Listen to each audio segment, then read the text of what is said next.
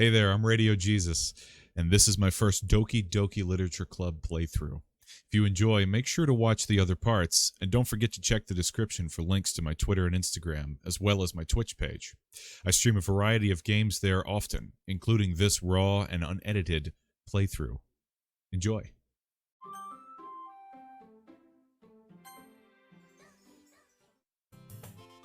But I caught you this time! Maybe, but only because I decided to stop and wait for you.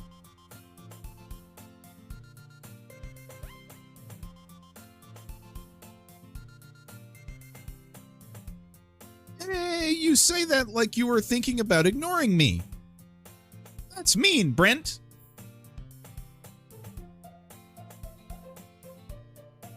Well, if people stare at you for acting weird, then I don't want them to think we're a couple or something.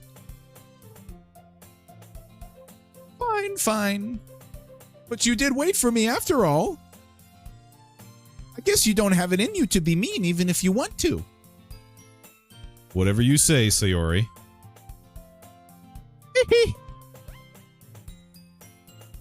We cross the street together and make our way to school. As we draw near, the streets become increasingly speckled with other students making their daily commute. By the way, Brent, have you decided on a club to join yet?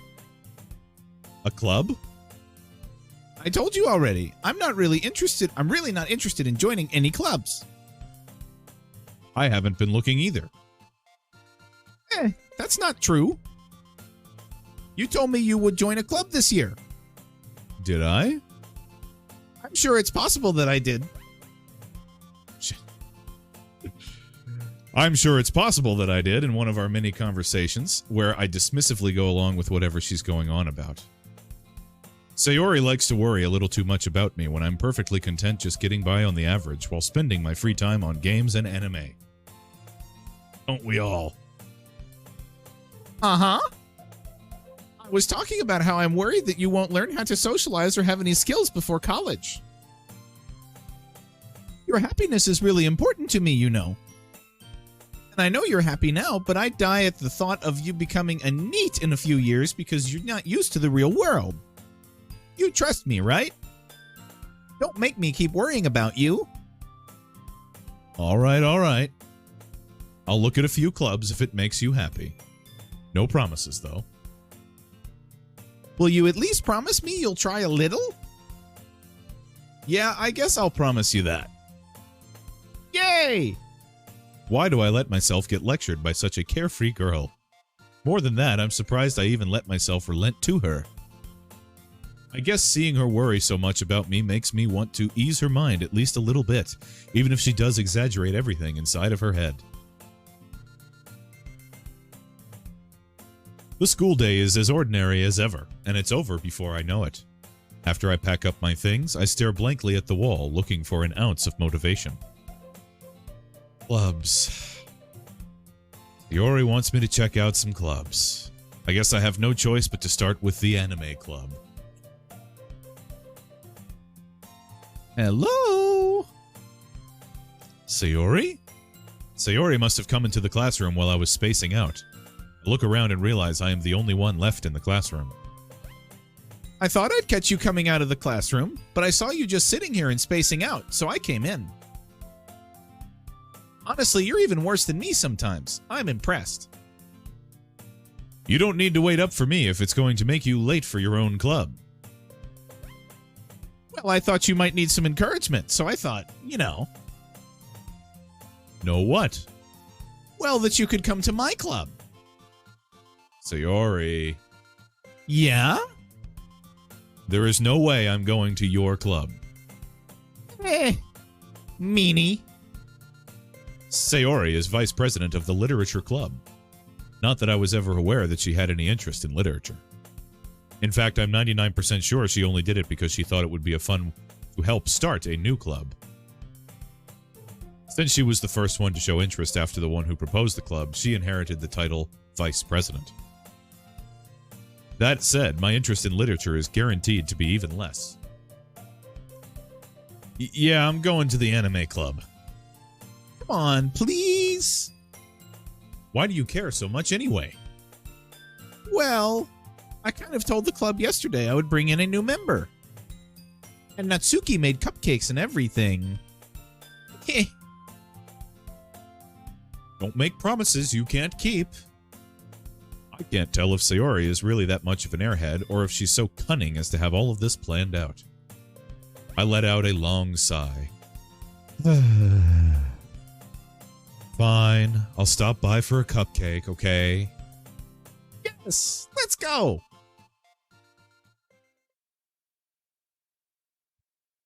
And thus today marks the day I sold my soul for a cupcake. I dejectedly follow Sayori across the school and upstairs, a section of the school I rarely visit, being generally used for third-year classes and activities. Sayori, full of energy, swings open the classroom door. Everyone, the new member is here! I told you, don't call me a new member. I glance around the room.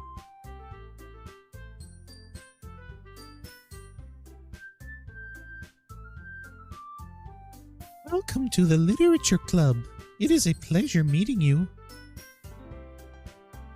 Sayori always says nice things about you.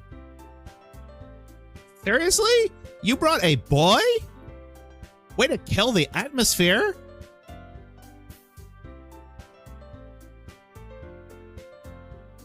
Ah, Brent, what a nice surprise.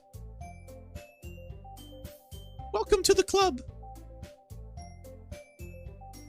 All words escape me in this situation. This club is full of incredibly cute girls. What are you looking at? If you want to say something, say it. Sorry. Natsuki. The girl with the sour attitude, whose name is apparently Natsuki, is one I don't recognize.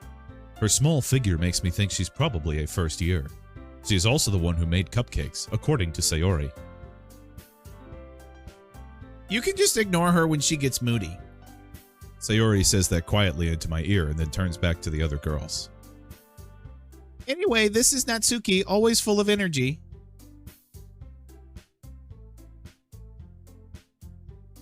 And this is Yuri, the smartest in the club. Don't say things like that. Yuri, who appears comparably more mature and seems to have a hard time keeping up with people like Sayori and Natsuki. Ah, well, it's nice to meet both of you. And it sounds like you already know Monica, is that right?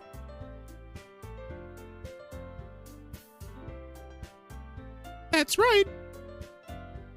It's great to see you again, Brent. Monica smiles sweetly.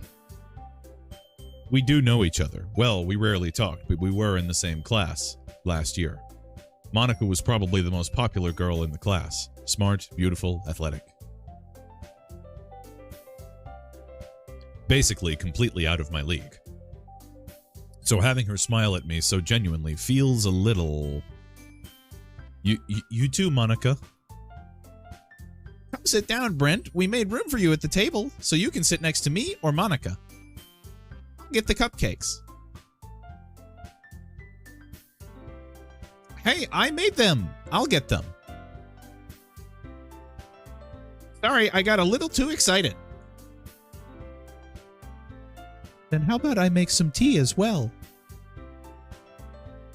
The girls have a few desks arranged to form a table.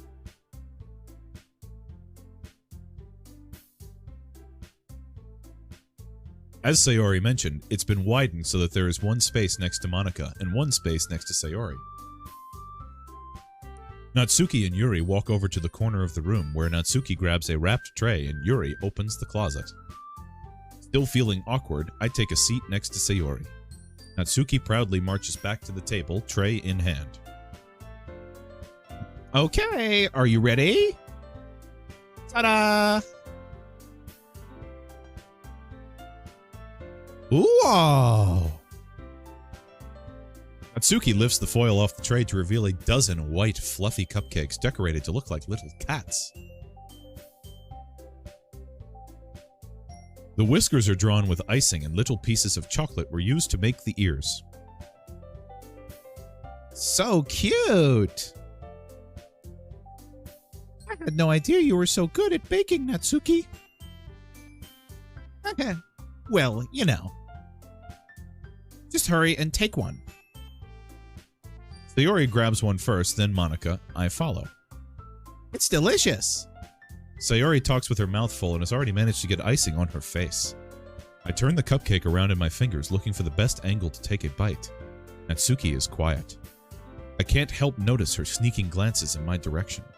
Is she waiting for me to take a bite? I finally bite down. The icing is sweet and full of flavor. I wonder if she made it herself. This is really good. Thank you, Natsuki. Why are you thanking me? It's not like haven't I heard this somewhere before? Made them for you or anything?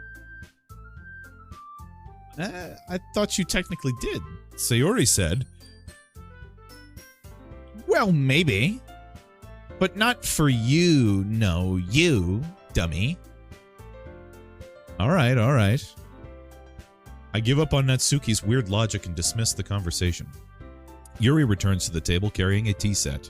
She carefully places a teacup in front of each of us before setting down the teapot next to the cupcake tray. You keep a whole tea set in this classroom? Don't worry, the teachers gave us... Don't worry, the teachers gave us permission. After all, doesn't a hot cup of tea help you enjoy a good book? I guess. Don't let yourself get intimidated. Yuri's just trying to impress you. That's not... Insulted, Yuri looks away. I meant that, you know... I believe you. Well, tea and reading might not be a pastime for me, but at least I enjoy tea. I'm glad. Yuri faintly smiles to herself in relief. Monica raises an eyebrow, then smiles at me. What made you consider the literature club? I was afraid of this question. Something tells me I shouldn't tell Monica that I was practically dragged here by Sayori. Well, I haven't joined any clubs yet, and Sayori seemed really happy here, so...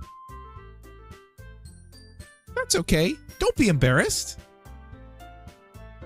We'll make sure you feel right at home, okay? As president of the Literature Club, it is my duty to make the club fun and exciting for everyone. Monica, I'm surprised. How come you decided to start your own club? You could probably be a board member for any of the major clubs. Weren't you a leader of the debate club last year? Well, you know. To be honest, I can't stand all of the politics around the major clubs. It feels like nothing but arguing about the budget and publicly how to prepare for events. I'd much rather take something I personally enjoy and make something special out of it. And if it encourages others to get into literature, then I'm fulfilling that dream. Monica is a really great leader. Yuri also nods in agreement. Then I'm surprised there aren't more people in the club yet. It must be hard to start a new club. You could put it that way. Not many people are very interested in putting out all of the effort to start something brand new. Especially when it's something that doesn't grab your attention, like literature. You have to work hard to convince people that you're both fun and worthwhile. But it makes school events like the festival that much more important. I'm confident that we can all really grow this club before we graduate. Right, everyone? Yeah! We'll do our best. You know it! Everyone enthusiastically agrees. Such different girls, all interested in the same goal. Monica must have worked really hard just to find these three. Maybe that's why they were all so delighted by the idea of a new member joining. Though I still don't really know if I can keep up with their level of enthusiasm about literature. So, Brent, what kind of things do you like to read? Well, considering how little I've read these past few years, I don't really have a good way of answering that. Manga? I mutter quietly to myself, half joking. Natsuki's head suddenly perks up. It looks like she wants to say something, but she keeps quiet. Not much of a reader, I guess. Well, that can change. What am I saying? I spoke without thinking after seeing Yuri's sad smile. Anyway, how about you, Yuri? Well, let's see. Yuri traces the rim of her teacup with her finger. My favorites are usually novels that build deep and complex fantasy worlds. The level of creativity and craftsmanship behind them is amazing. And telling a good story in such a foreign world is equally impressive. Yuri goes on, clearly passionate about her reading. She seems so reserved and timid since the moment I walked in, but it's obvious by the way her eyes light up that she finds her comfort in the world of books, not people. But you know, I like a lot of things. Stories with deep psychological elements usually immerse me as well. Isn't it amazing how a writer can so deliberately take advantage of your own lack of imagination to completely throw you for a loop? Anyway, I've been reading a lot of horror lately. I read a horror book once. I desperately grasped something I can relate to at the minimal level. At this rate, Yuri might as well be having a conversation with a rock. Really? I wouldn't have expected that, Yuri. For someone as gentle as you. I guess you could say that. But if a story makes me think or takes me to another world, then I really can't put it down. Surreal horror is often very successful at changing the way you look at the world, if only for a brief moment. Ugh, I hate horror. Oh, why's that? Well, I just... Natsuki's eyes dart over me for a split second. Never mind. That's right, you usually like to write about cute things, don't you, Natsuki? What? What gives you that idea? You left a piece of scrap paper behind last club meeting. It looked like you were working on a poem called... Say it out loud. And give that back. Fine. Your cupcakes, your poems, everything you do is just as cute as you are. Sayori sidles up behind Natsuki and puts her hands on her shoulders. I'm not cute. Natsuki, you write your own poems? Well, I guess sometimes. Why do you care? I think that's impressive. Why don't you share them sometime? No.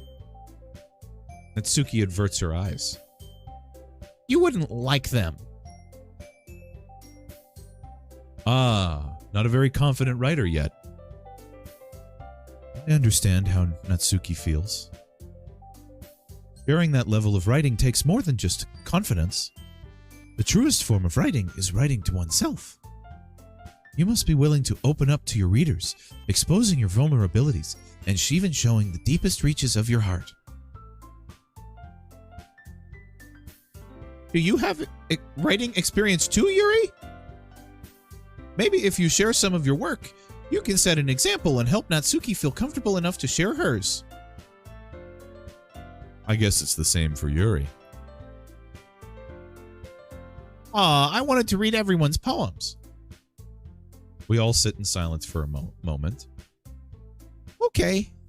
I have an idea, everyone. Natsuki and Yuri look quizzically at Monaco. Let's all go home and write a poem of our own. Then next time we meet, we'll all share them with each other. That way, everyone is even. Yeah, let's do it. Plus, now that we have a new member, I think it will help us all get a little more comfortable with each other and strengthen the bond of the club. Isn't that right, Brent? Monica smiles warmly at me once again.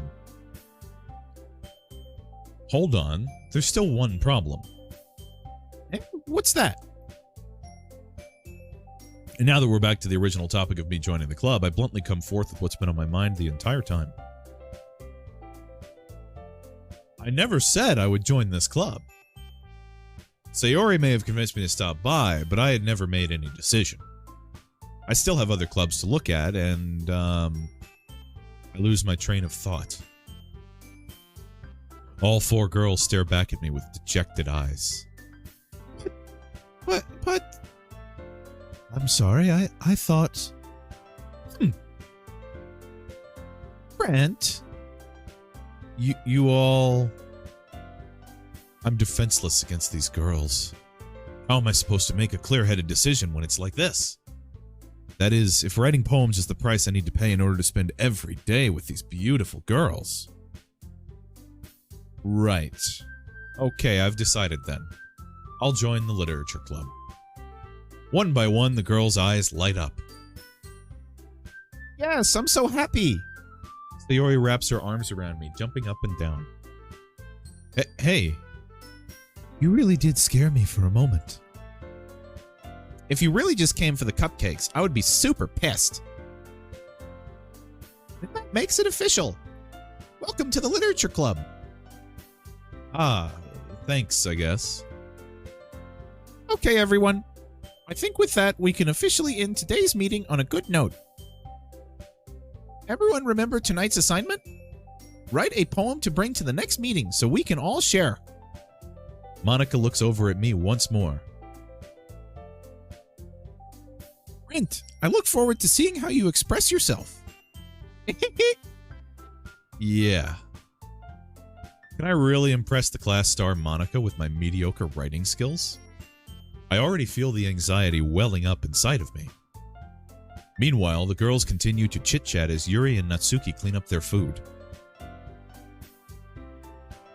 Hey Brent, since we're already here, do you want me to walk home together? That's right, Sayori and I never walk home together anymore because she's always stayed after school for clubs. Sure, might as well. Yay!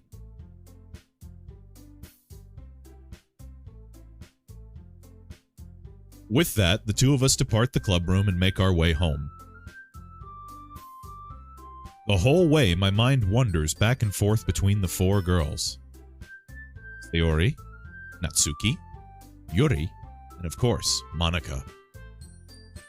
Will I really be happy spending every day after school in a literature club? Perhaps I'll have the chance to grow closer to one of these girls. All right. I'll just need to make the most of my circumstances, and I'm sure good fortune will find me. And I guess that starts with writing a poem tonight.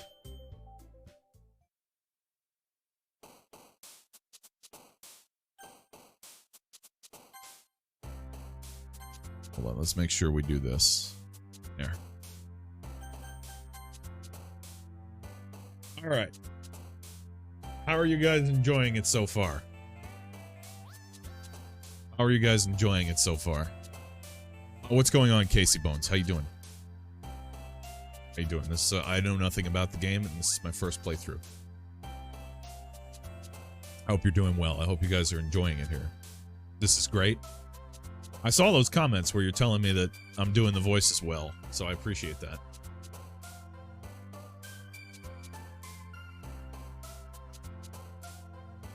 $11 out of 10. Voices are 69 out of 10. Thank you. Thank you, thank you. Thank you, thank you, thank you. I thought we'd take a second. Didn't think this was your kind of game, but the voices are great. Typically speaking, this wouldn't be my kind of game, but I promised I'd play it, and there was a lot of interest in it, so you know, and I'd purposely people had wanted me to play this game for a long time, and I avoided spoilers nicely, and yeah, you know, like I definitely you know, I always say that I want to do stuff that people want to see. So, you know, if that means broadening my horizons a little bit to play something I normally wouldn't play, you know, I'm down. I'm down. Hope you're doing well, Scooby. Take a little breather here, a little stretch before we get into this part of this.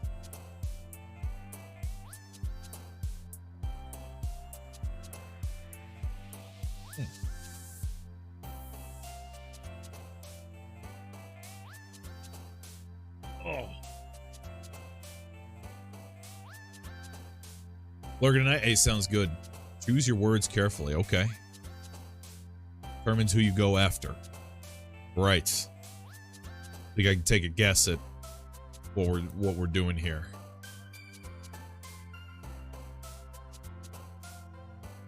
All right.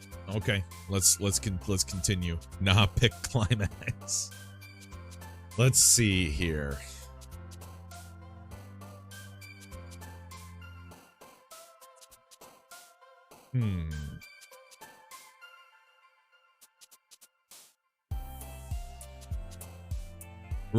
Right. I'm just trying to think of who to target.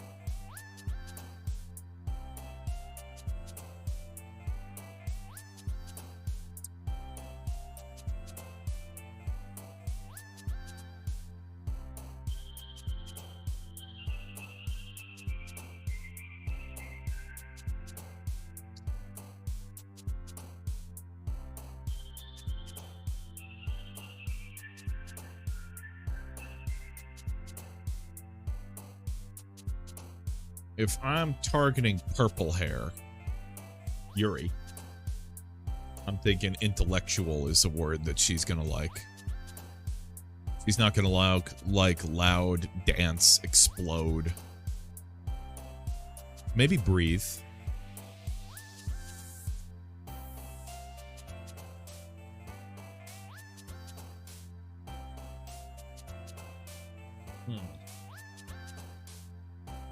Let's go with breathe.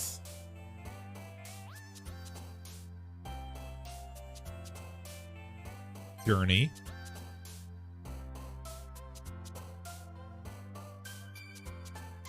Inferno.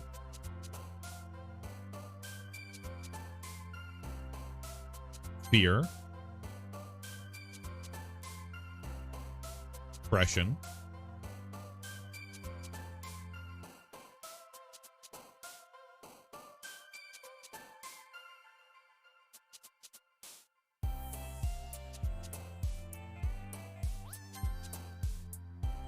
Suicide.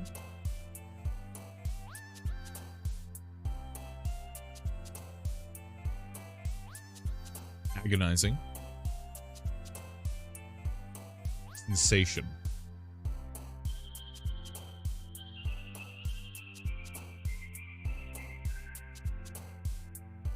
Shame.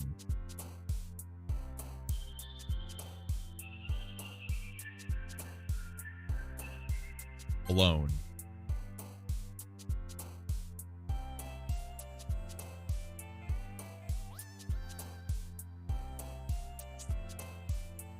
Hurt.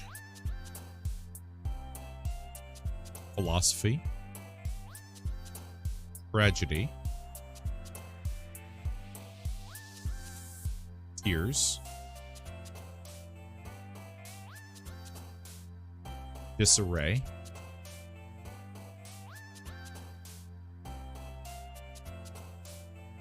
Spies.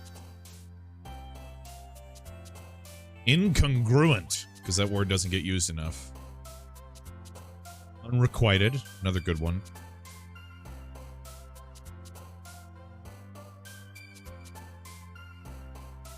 Heartbeat. Melancholy. An addendum. That's right. Okay.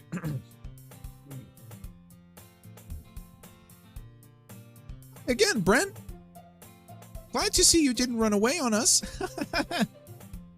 Nah, don't worry. This might be a little strange for me, but I at least keep my word. Well, I'm back at the Literature Club. I was the last to come in, so everyone else is already hanging out. Thanks for keeping your promise, Brent. I hope this isn't too overwhelming of a commitment for you, making you dive headfirst into literature when you're not accustomed to it. Oh, come on. Like he deserves any slack. They already told me you didn't even want to join any clubs this year. And last year, too. I don't know if you plan to just come here and hang out or what.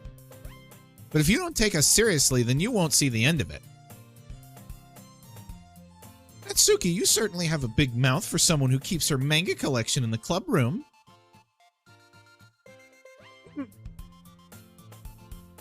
Natsuki finds herself stuck between saying Monica and manga. Manga is literature! Swiftly defeated, Natsuki plops back into her seat. Don't worry, guys. Brent always gives his best as long as he's having fun. He helps me with busy work without me even asking. Like cooking, cleaning my room. Oh, dependable. Theori, that's because your room is so messy it's distracting. And you almost set your house on fire once. Is that so? You two are really good friends, aren't you? I might be a little jealous. How come? You and Brent can become good friends too.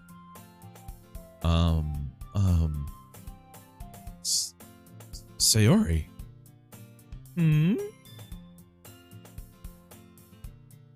As usual, Sayori seems oblivious to the weird situation she just put me into.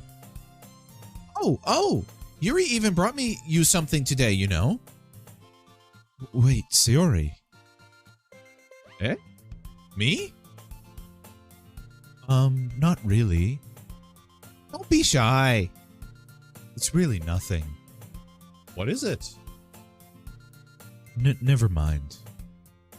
Sayori made it sound like... Sayori made it sound like a big deal when it's really not. What do I do?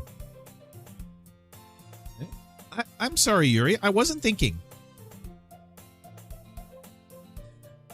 I guess that means it's up to me to rescue this situation. Hey, don't worry about it. First of all, I wasn't expecting anything in the first place, so any nice gesture from you is a pleasant surprise. It'll make me happy no matter what. Is that so? Yeah, I won't make it a big deal if you don't want it to be. All right. Well, here. Yuri reaches into her bag and pulls out a book. I didn't want you to feel left out, so I picked out a book that I thought you might enjoy. It's a short read, so it should keep your attention, even if you don't usually read. And we could, discuss it if you wanted.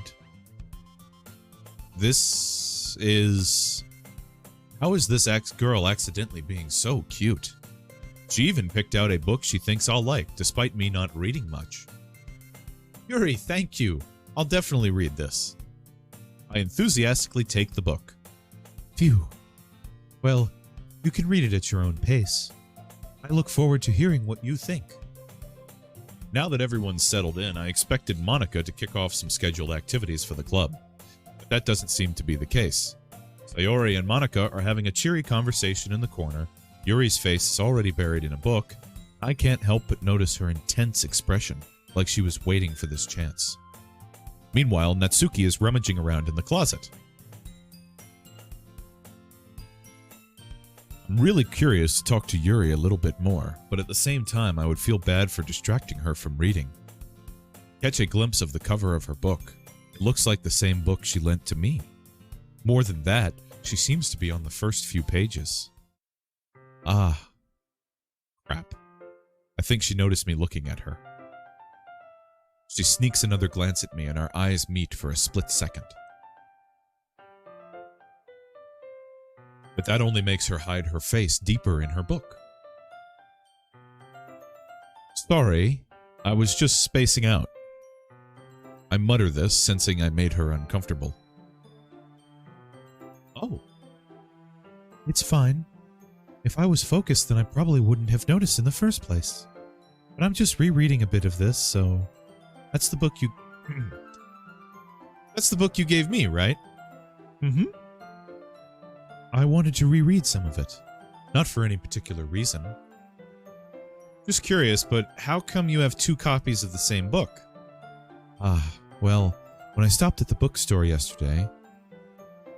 That's not what I meant.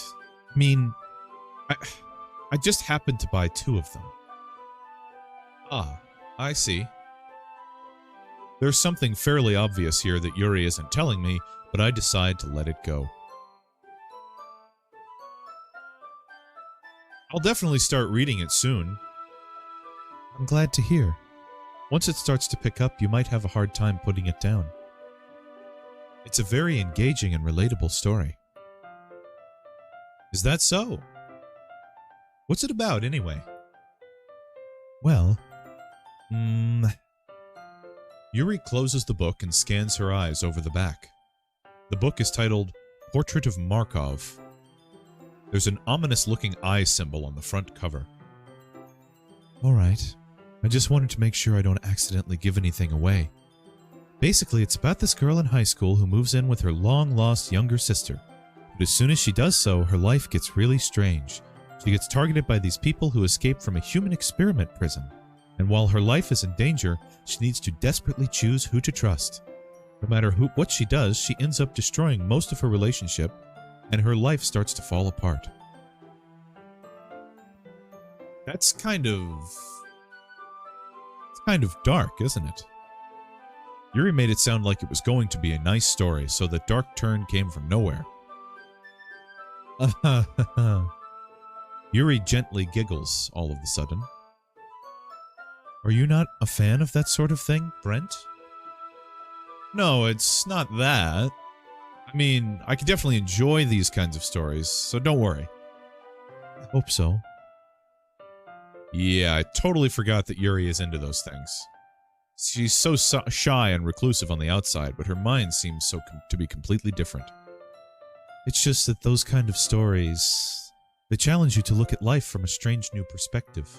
When horrible things happen not just because someone wants to be evil, but because they have their own goals or their own philosophy that they believe in. And suddenly, when you thought you related to the protagonist, they're made out to be the naive one for letting their one-sided morals interfere with the villain's plans. I'm rambling, aren't I? Not again. I'm sorry. Hey, don't apologize. I haven't lost interest or anything. Well, I guess it's alright then. But I feel like I shouldn't let you know that I have this problem. When I let things like books and writing fill my thoughts, I kind of forget to pay attention to other people. So I'm sorry if I ended up saying something strange. And please stop me if I start talking too much. I really don't think you need to worry. That just means you're passionate about reading. The least I can do is listen. It's a literature club, after all. That's true. In fact, I might as well get started reading it, right? You don't have to. What are you saying? Just a moment ago, you said you were looking forward to it. Let me just get the book. I quickly retrieved the book that I had put into my bag. All right. It's fine if I sit here, right? I slip into the seat next to Yuri's. Yeah. Are you sure? You seem a little apprehensive. I'm sorry. It's not that I don't want you to. It's just that something I'm not very used to. That is, reading in company with someone. I see. Well, just tell me if I end up distracting you or anything. All right. I open the book and start the prologue. I soon understand what Yuri means about reading in company. It's as if I can feel her presence over my shoulder as I read. It's not a particularly bad thing, maybe a little distracting, but the feeling is somewhat comforting. Yuri is in the corner of my eye. I realize that she's not actually looking at her own book. I glance over. It looks like she's reading from my book instead. Sorry. I was just... Yuri, you really apologize a lot, don't you? I do? I don't really mean to. Sorry. I mean... Here, this should work, right? I slide my desk up until it's against Yuri's, then hold my book more between the two of them. I suppose so. Yuri timidly closes her own copy. Once we each lean in a little bit, our shoulders are almost touching. It feels like my left arm is in the way, so instead I use my right hand to hold the book open. I guess that makes it kind of difficult to turn the page. Here.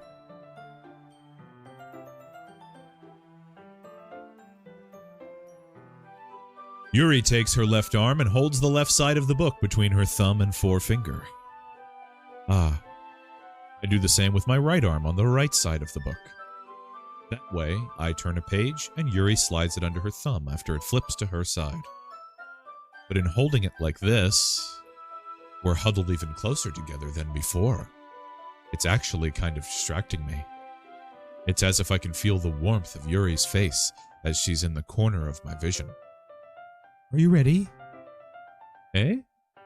Turn the page. Ah, sorry. I think I got a bit distracted for a second. I glance over at Yuri's face again and our eyes meet. I don't know how I'll be able to keep up with her. That's okay. You're not as used to reading, right? I don't mind being patient if it takes you a bit longer. It's probably the least I can do, since you've been so patient with me.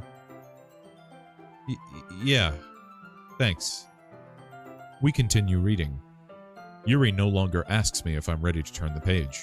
Instead, I just assume that she has finished the page before me, so I turn it by my own volition.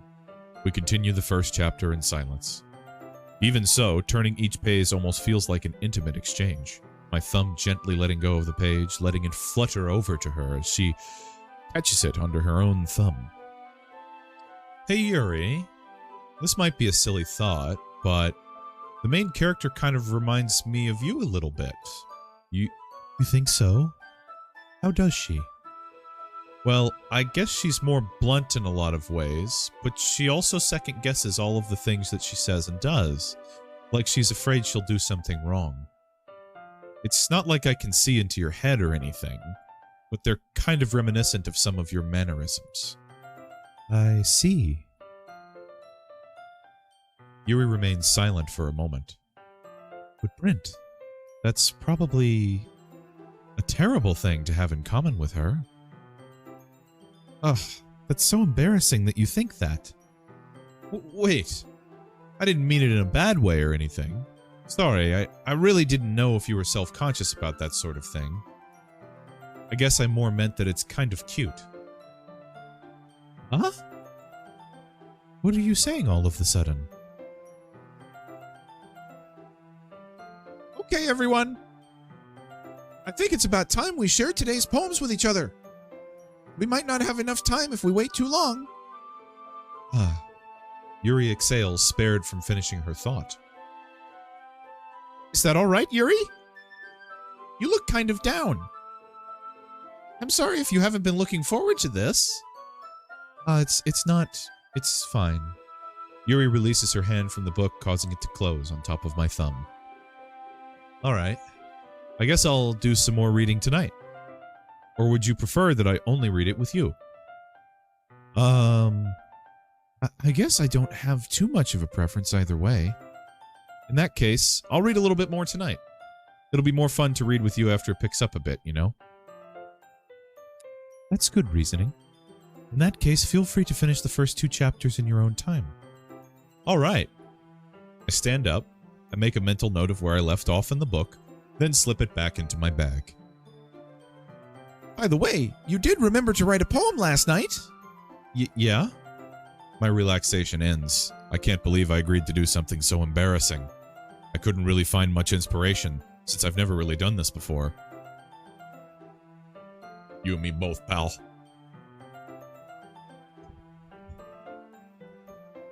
Well, now that everyone's ready, why don't you find someone to share with? I can't wait. Sayori and Monica enthusiastically pull out their poems. Sayori's is on a wrinkled sheet of loose leaf torn from a spiral notebook. On the other hand, Monica wrote hers in a composition notebook. I can already see Monica's pristine handwriting from where I sit. Natsuki and Yuri reluctantly comply as well, both reaching into their bags. I do the same myself. Well, I did write this with Yuri in mind, I suppose. So I'm probably going to choose her. Let me catch up for a second. Little breather here, too. Way to go, Rico Suave. Pet the Doki. Head pats. It's okay. Hey, Tech Mess. What's going on? How you doing? Sorry, I'm doing my visual novel, so we're kind of being locked in and engaged. Seth MacFarlane, you think so? Seth MacFarlane, Casey? How we doing so far, guys? What do we think? Still thumbs up? Still good stuff going on here? When this day is over, what percentage am I at? By the way. When this day is over, I'm assuming I'm gonna go back to my house again.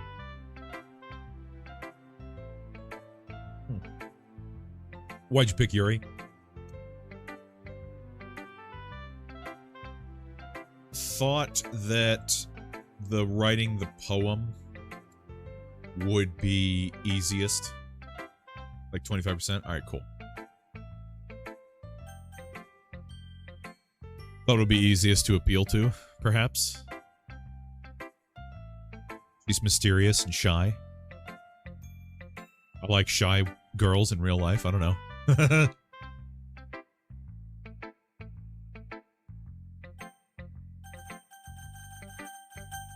Alright, let's show it to Yuri first.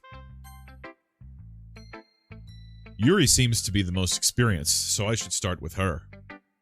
I do like purple hair.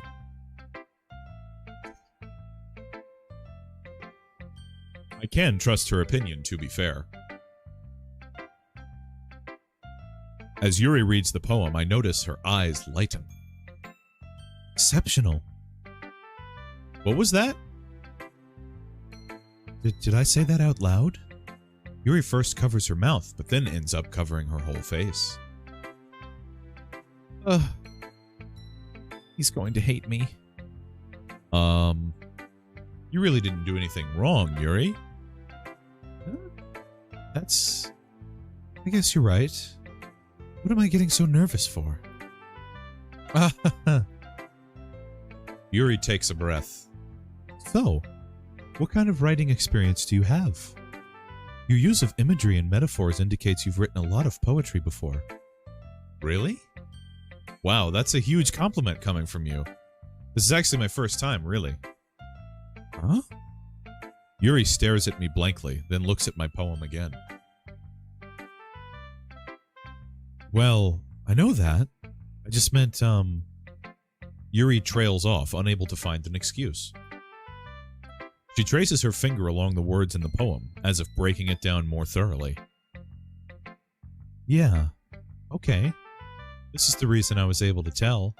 It's just that there are specific writing habits that are usually typical of new writers. And having been through that myself, I kind of learned to pick up them. I think the most noticeable thing I recognize in new writers is that they try to make their style very deliberate. In other words, they tend to pick up a writing style separate from the topic matter, and they form-fit the two together. The end result is that both the style and expressiveness are weakened. Once Yuri finds her train of thought, it's as if her demeanor totally changes. Her stammering is completely gone, and she sounds like an expert. Of course, that's not something you can be blamed for. There's so many different skills and techniques that go into writing, even in a simple poem. Not just finding them and building them, but getting them to work together is probably the most challenging part. It might take you some time, but it all comes with practice and learning by example and trying new things. I also hope that everyone else in the club gives you a valuable feedback. Natsuki can be a little biased, though. Biased? How? Well...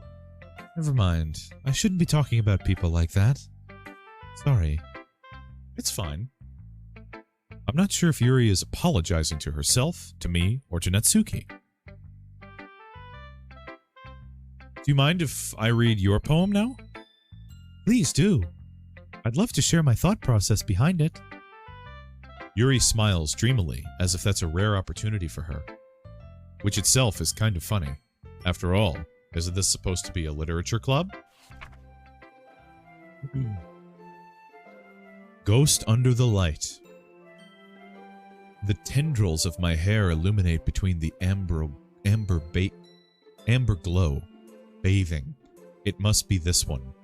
The last remaining streetlight to have withstood the test of time. The last yet to be replaced by the sickening blue-green hue of the future. I bathe. Calm. Breathing air of the present but living in the past. The light flickers. I flicker back. Are you telling me he wrote that as he read that as Flickins when he played this?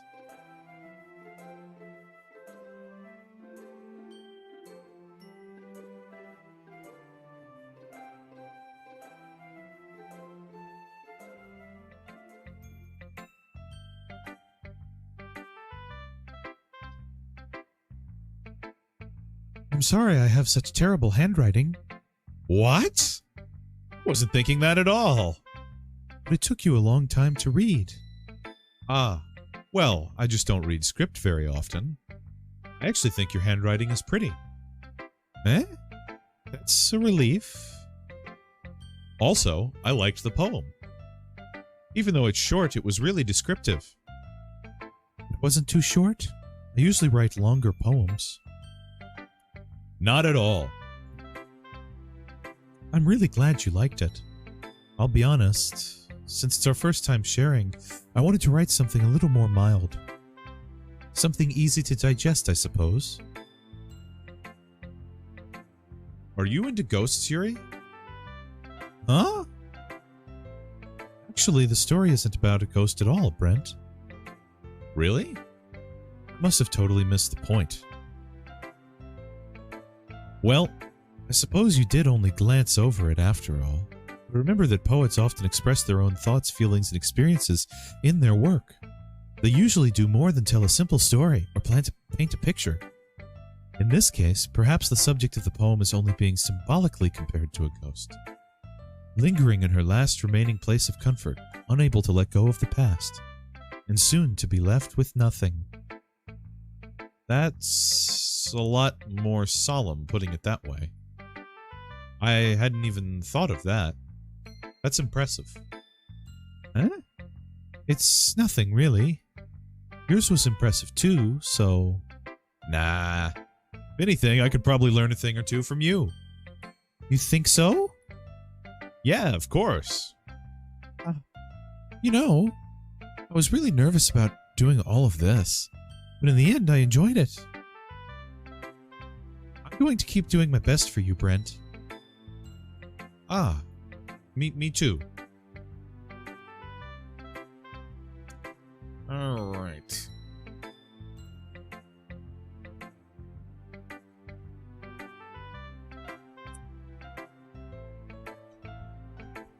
Let's go with Natsuki. She seems to be an interesting character.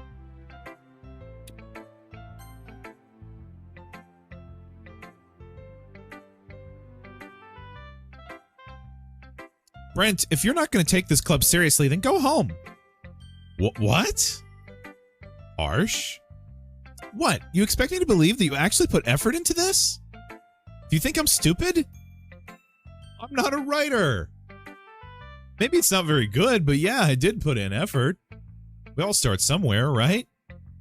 If you're still proud of the first poem you ever wrote, then I'd like to read it. Painful to think about? Fine. Well, sorry. We'll get better anyway. I'd tell you what to improve, but you're just better off trying again. Fair enough. Well, to each their own, I guess. Anyway, I guess I gotta share mine now. Knowing you, you'll probably think it's stupid. Eagles can fly. Monkeys can climb. Crickets can leap. Horses can race. Owls can seek. Cheetahs can run. Eagles can fly. People can try. But that's about it.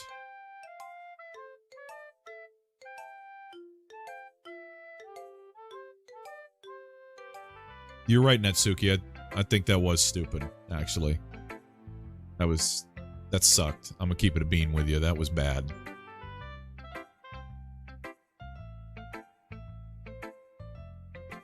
I told you weren't gonna like it.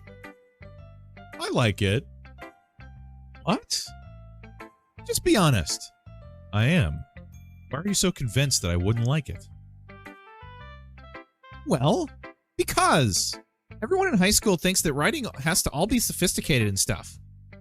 So people don't even take my writing seriously. But isn't the point of poems for people to express themselves? Your writing style wouldn't make your message any less valid. Yes, exactly.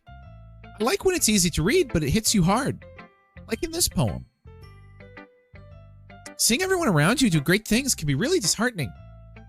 So I decided to write about it. Yeah, I understand. But the other nice thing about simple writing is that it puts more weight on the wordplay. Like, I set it up for a rhyme at the end, but then made it fall flat on purpose. It helps bring out the feeling in the last line. So you did. I guess more went into it than I realized. That's what it means to be a pro. I'm glad you learned something. Didn't expect that from the youngest one here, did you? Yeah, guess not. I decided to humor her with that last comment. I don't really care how old everyone is, but if Matsuki is feeling proud, then I won't take that away from her.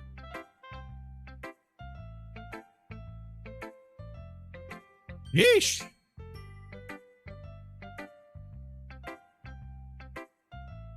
That's all over 18. We're in college, actually.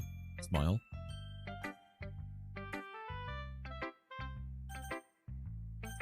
I guess we're going with Sayori this time.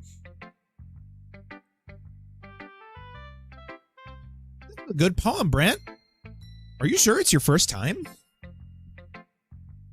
Of course. It's not that good. Am I the kind of guy who would be writing poems in his spare time? I guess you're right. That's why it impressed me. Well, to be honest, I was afraid that you wouldn't do it seriously. Or that you wouldn't write one at all. I'm really happy that you just wrote one. It just reminds me of how you're really a part of the club now. Not to mention the fact that I'm standing in front of you in the club room. Well, of course. I'm not really into it yet, but that doesn't mean I'll break my promise. See? It's like I said before, Brent. Deep down, you're not selfish at all, you know? Trying new things like this for other people, that's something only really good people do. Thanks, Sayori. I'm not sure if Sayori sees the full picture of my motive here. Then again, I can't deny that she's part of the reason that I joined. Knowing how much this means to her and all. Yeah, and I'm gonna make sure you have lots of fun here, okay? That will be my way of thanking you. Alright, I'm gonna hold you to that then. Yay!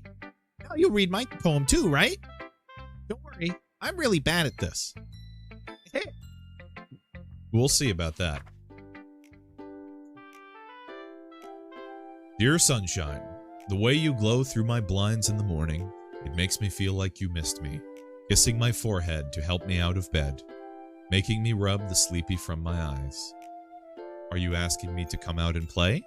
Are you trusting me to wish away a rainy day? I look above, the sky is blue. It's a secret, but I trust you too. If it wasn't for you, I could sleep forever. But I'm not mad.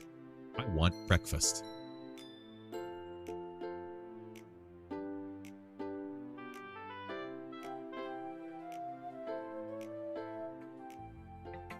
Sayori, this is just a guess, but did you wait until this morning to write this?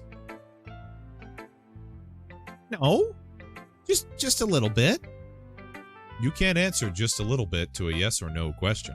I forgot to do it last night. Well, at least that makes me feel a little bit better about myself. Don't be mean. I still tried my best. Ah, yeah. I didn't mean to say it was a bad poem. Came out nice, or how should I put it? It sounds just like you. Really? Yeah. Especially that last line. I made eggs and toast. Even though you were late to school? It's bad to skip breakfast. I get all cranky. Well, I guess there's no point in arguing. Anyway, thanks for showing me. This was so much fun. Monica's the best. Ah, yeah. But next time, I won't forget. And I'm gonna write the best poem ever. Well, I guess I look forward to it. Well, I guess we're showing it to Monica now. Brent, having a good time so far? Yeah. Good. Glad to hear it. By the way, since you're new and everything, if you ever have any suggestions for the club, like new activities or things we can do better, I'm always listening. Don't be afraid to bring things up, okay? All right, I'll keep that in mind. Of course I'll be afraid to bring things up. I'm much better off just going with the flow until I'm more settled in. I could use a Xanax or 5. Anyway, want to share your poem with me? It's kind of embarrassing, but I guess I have to. Don't worry, Brent. We're all a little bit embarrassed today, you know? But it's sort of that barrier that we'll all learn to get past soon. Yeah, that's true. I hand Monica my poem. Mm-hmm. Great job, Brent. I was going, ooh, in my head while reading it. It's really metaphorical. I'm not sure why, but I didn't expect you to go for something so deep. I guess I underestimated you. It's easiest for me to keep everyone's expectations low. That way, it always counts when I put in some effort. Oh shit, I just read those lines wrong. Take 2. That's not very fair. Well, I guess it worked anyway. You know what, that Yuri likes this kind of writing, right? Writing that's full of imagery and symbolism. Unlike Sayori, who likes using simple and direct words to describe happiness and sadness. Yuri likes it when the readers are left to derive their own meaning out of it. It's very challenging to write like that effectively. Both allowing people to get something out of it just by feel, or letting them deeply analyze all of the nuances. It can take years of practice, which I'm assuming Yuri has at this point. I never really asked, though. I'm sure I'm nowhere near her. I'm sure I'm nowhere near her level yet. Don't worry so much about that. You do your own thing. Just keep exploring and learn by trying new things. I'm sure I'll end up trying different things a lot. It could take a while before I feel comfortable doing this. It's okay. I'd love to see you try new things. That's the best way to find the style that suits you. Everyone else might be a little bit biased towards their own kinds of styles, but I'll always help you find what suits you the most. So don't force yourself to write the way that everyone else wants you to write. It's not like you have to worry about impressing them or anything.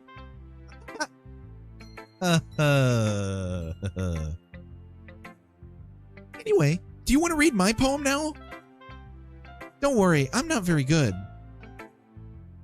You sound pretty confident for someone who claims to not be very good.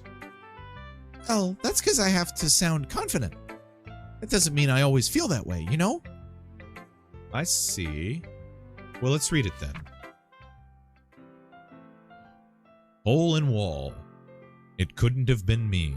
See the direction of the spackle protrudes? Oh, see the direction the spackle protrudes. A noisy neighbor? An angry boyfriend? I'll never know. I wasn't home. I peer inside for a clue. No! I can't see. I reel, blind, like a film left out in the sun. But it's too late. My retinas. Already scorched with a permanent copy of meaningless image. It's just a little hole. It wasn't too bright. It was too deep, stretching forever into everything. A hole of infinite choices. I realize now that I wasn't looking in. I was looking out. And he, on the other side, was looking in.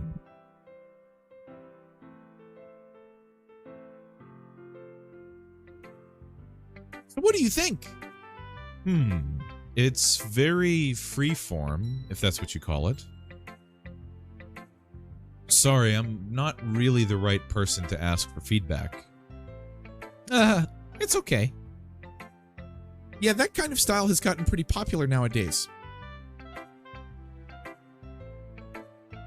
That is, a lot of poems have been putting emphasis on the timing between words and lines.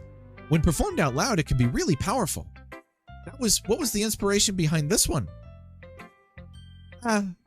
Well, I'm not sure if I know how to put it.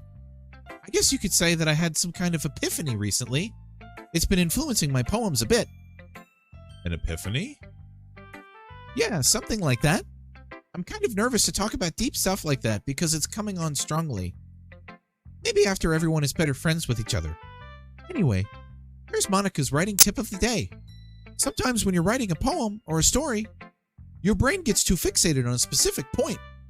If you try so hard to make it perfect, you'll never make any progress. Just force yourself to get something down on paper and tidy up later. Another way to think about it is, if you keep your pen in the same spot for too long, you'll just get a big dark puddle of ink. So just move your hand and go with the flow. That's my advice for today. Thanks for listening. Phew. I guess that's everyone. I glance around the room. That was a little more stressful than I anticipated. It's as if everyone is judging me for my mediocre writing abilities. Even if they're just being nice, there's no way my poem can stand up to theirs. This is a literature club, after all. I guess that's what I ended up getting myself into. Across the room, Sayori and Monica are happily chatting. My eyes land on Yuri and Natsuki. They gingerly exchange sheets of paper, sharing their respective poems. As they read in tandem, I watch each of their expressions change. Natsuki's eyebrows furrow in frustration. Meanwhile, Yuri smiles sadly. What's with this language?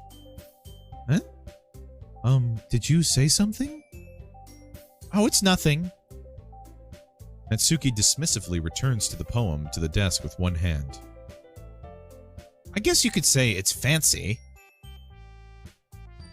Ah, thanks. Yours is cute. Cute? Did you completely miss the symbolism or something? It's clearly about the feelings of giving up. How can that be cute? I know that. I just meant the language, I guess. I was trying to say something nice.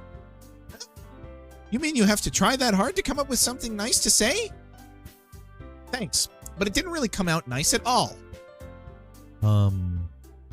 Well, I do have a couple suggestions. If I was looking for suggestions, I would have asked someone who actually liked it. Which people did, by the way. Sayori liked it, and Brent did too. So based on that, I'll gladly give you some suggestions of my own. First of all, excuse me, I appreciate the offer, but I've spent a long time establishing my writing style. I don't expect it to change anytime soon. Unless, of course, I come across something particularly inspiring, which I haven't yet. And Brent liked my poem too, you know. He even told me he was impressed by it. Natsuki suddenly stands up. Oh? I didn't realize you were so invested in trying to impress our new member, Yuri. Eh? It's not what I... You're just... Yuri stands up as well. Maybe you're just jealous that Brent appreciates my advice more than he appreciated yours. And how do you know he didn't appreciate my advice more? Are you that full of yourself? No. If I was full of myself, I wouldn't deliberately go out of my way to make everything I do overly cutesy. Is everyone okay? Well, you know what? I wasn't the one whose boobs magically grew a size bigger as soon as Brent started showing up. Natsuki! Natsuki, that's a little... This doesn't involve you! I don't like fighting, guys. Suddenly, both girls turned towards me, as if they just noticed I was standing there. Brent, she's just trying to make me look bad. That's not true. She started it. If she could get over herself and learn to appreciate that simple writing is more effective, then this wouldn't have happened in the first place. What's the point in making your poems all convoluted for no reason? I'm gonna keep it a beam with you. I'm surprised Natsuki knows what convoluted means. The meaning should jump out at the reader, not force them to have to figure it out. Help me explain that to her, Brent. Wait, there's a reason we have so many deep and expressive words in our language. Is the only way to convey complex feelings and meaning the most effectively? Avoiding them is not only unnecessarily limiting yourself, it's also a waste. You understand that, right, Brent? Well? How did I get dragged into this in the first place? It's not like I know anything about writing, but whomever I agree with, they'll probably think more highly of me. So of course, that's going to be...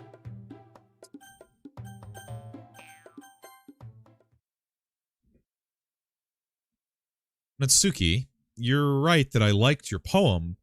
See? Wait. That's not an excuse for you to be so mean. You shouldn't pick a fight just because someone's opinion is different. That's not what happened at all. Yuri wouldn't even take my poem seriously. I understand. Yuri? Huh? You're a seriously talented writer. It's no secret that I was impressed. Well, that's... But here's the thing. No matter how simple or refined someone's writing style is, they're still putting feelings into it, and it becomes something really personal. That's why Natsuki felt threatened when you said that her poem was cute. I see. I didn't notice that. I'm sorry.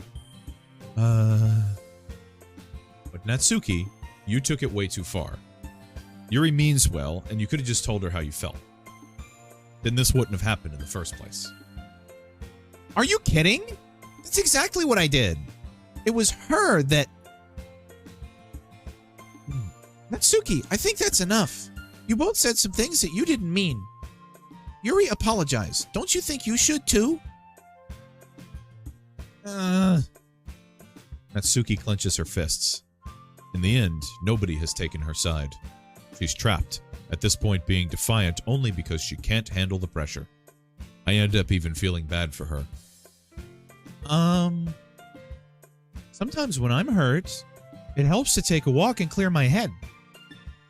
Sayori, she doesn't need to... You know what? I'm going to do that. It'll spare me from having to look at all of your faces right now. Without warning, Natsuki snatches her own poem up from the desk and storms out. On her way out, she crumples up the poem with her hands and throws it in the trash. Natsuki... You really didn't need to do that. I look across the room. Yuri has her chin buried in her hands while she stares down at her desk. I gingerly approach her and sit in an adjacent chair. Everything all right? I'm so embarrassed. I can't believe I acted like that. You probably hate me now.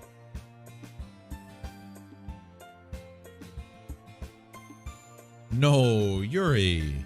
How could anyone have not gotten frustrated after being treated like that?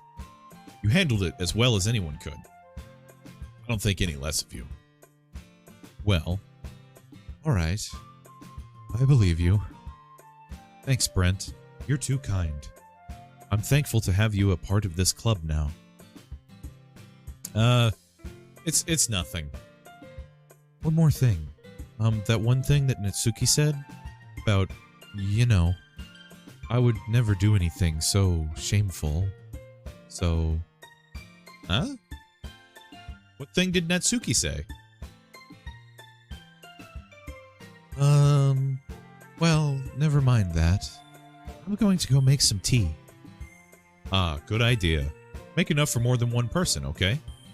Yeah. Okay, everyone.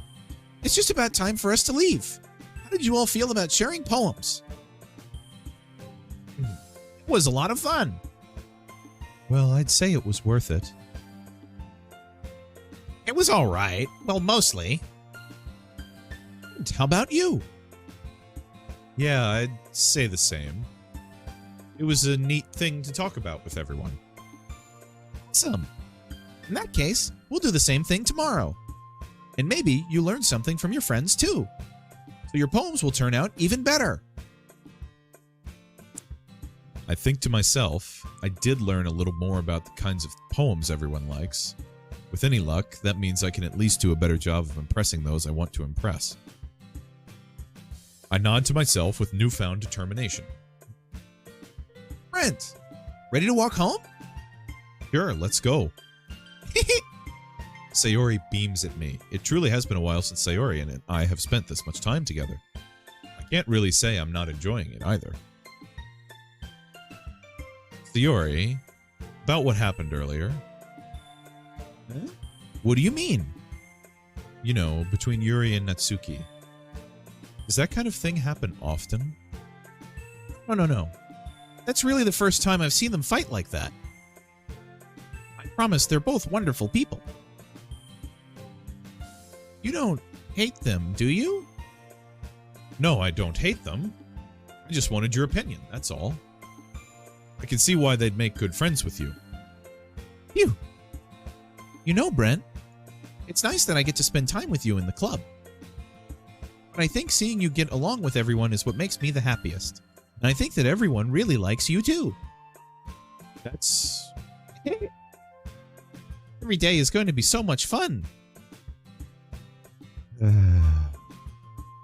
It looks like Sayori still hasn't caught on to the kind of situation that I am in.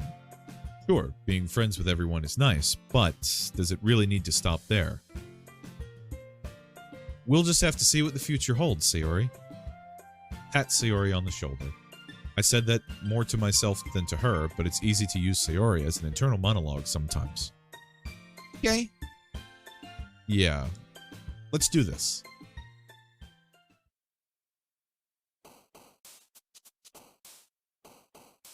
Oh.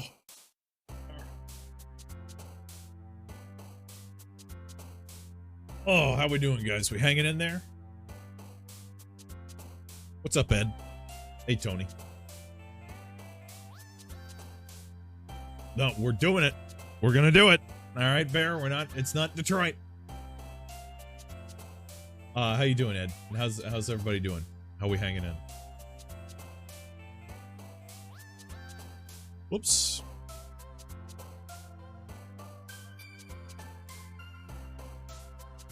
Pretty good, Ed.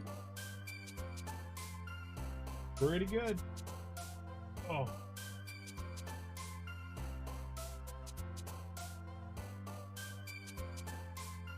What's up, Jordan? Is a cutie?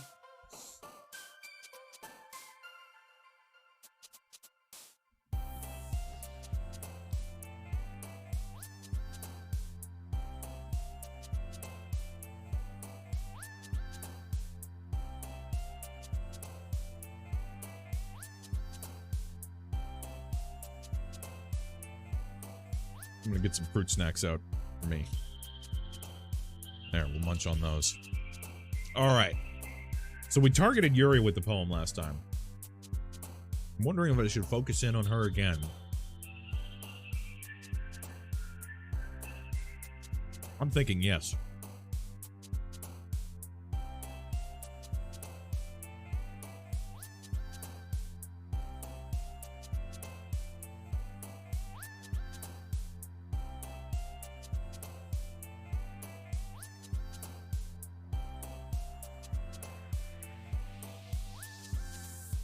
Though I could throw caution to the wind and focus in on Natsuki. I think we're gonna just stick with Yuri and see what happens. Let's go hurt. Whirlwind. Secretive.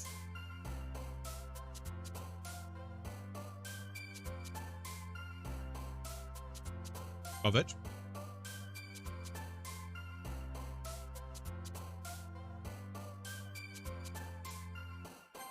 Vivid.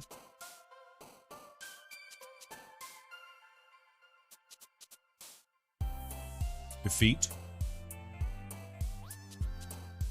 Wrath. Unending. Agonizing.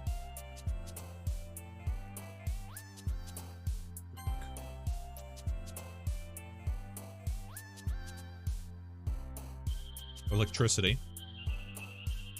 Passion.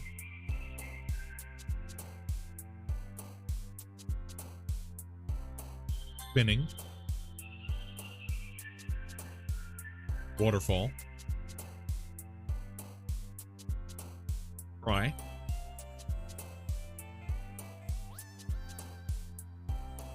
Sadness. Anxiety.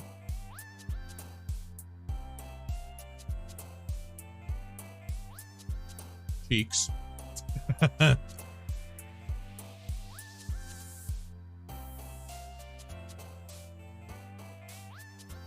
Massacre.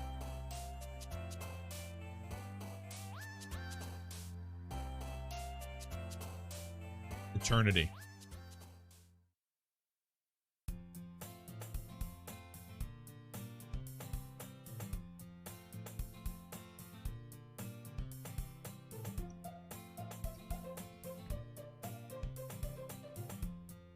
Okay. Another day passes, and it's time for the club meeting already. I've gotten a little more comfortable here over the past couple of days. Entering the club room, the usual scene greets me. Brent! Yo, Sayori. What's good, G? We keeping it a bean today? Looks like you're in a good mood today. I'm just still not used to you being in the club, that's all. I see. It's a pretty simple thing to get you in a good mood.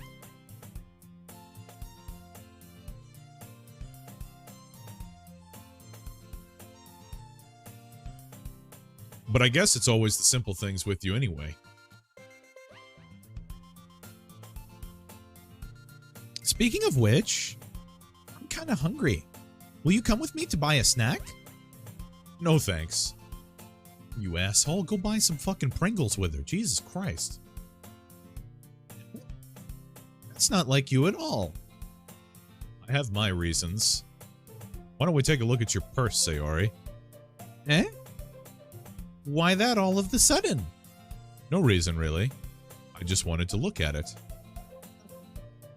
Sayori nervously retrieves her coin purse. She fumbles with the latch and gets it open. Then she turns it upside down and lets its contents spill onto the desk. Only 2 small coins fall out. I knew it. I could see right through you, Sayori. That's not fair. How did you even know? It's simple. If you had enough money in the first place, you would have bought a snack before coming into the club room.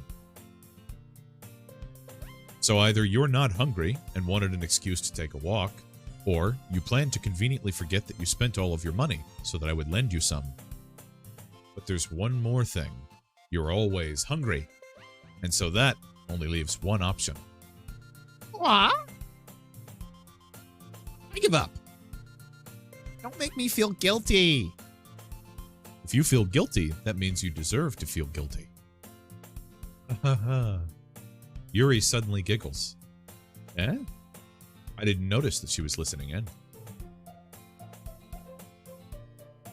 Her face is in her book, as always. I wasn't listening or anything. It was just something in my book. Yuri! Tell Brent to let me borrow some money. Don't get me involved like that, Sayori. Besides, you should only buy what you can responsibly afford. And frankly, after pulling a mischievous little stunt like that, your suffering is fair enough retribution. But I didn't mean that. I got too absorbed in my book. I really like when you speak your mind, Yuri. It doesn't happen much, but it's a fun side of you. There's no way that you could think that. You were right, though. I did something bad, and now I have to accept the revolution. Retribution.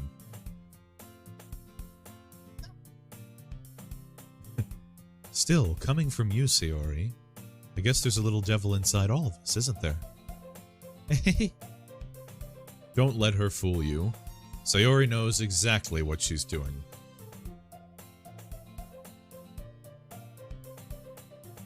After all, she told you guys she was bringing me to the club before she even told me. What? You wouldn't have come if it weren't for the cupcakes. So I had to trick Natsuki into making them. Come on, give me more credit than that, Sayori. What? Yeah? Out of nowhere, something smacks Sayori in the face and tumbles onto the desk. Oh, what was... a cookie? Sure enough, a giant cookie wrapped in plastic. Sayori glances around. Is this a miracle? It's because I paid my restitution. Retribution. Actually, that one almost worked. I was just gonna give it to you. Then I heard you blab about the cupcakes. It was totally worth seeing your reaction, though. Natsuki! So nice of you. I'm so happy. Sayori hugs the cookie. Geez, just eat it. Sayori rapidly tears open the wrapper and takes a big bite. Oh, good. Sayori suddenly clasped her hands over her mouth. I bit my tongue. You're going through a lot over just one cookie. Natsuki takes a bite of her own cookie. Yours looks really good too, Natsuki. Can I try it? Jeez. Beggars can't be choosers. But yours is chocolate. Yeah, why do you think I gave you that one? Shit, sorry. Thought it was my line. Yeah, why do you think I gave you that one? Fine. Still, I'm really happy that you shared this one with me. Sayori gets out of her seat and goes behind Natsuki and wraps her arms around her. Ah, jeez. I get it. Cookie still in hand, Natsuki reaches up to nudge Sayori off of her.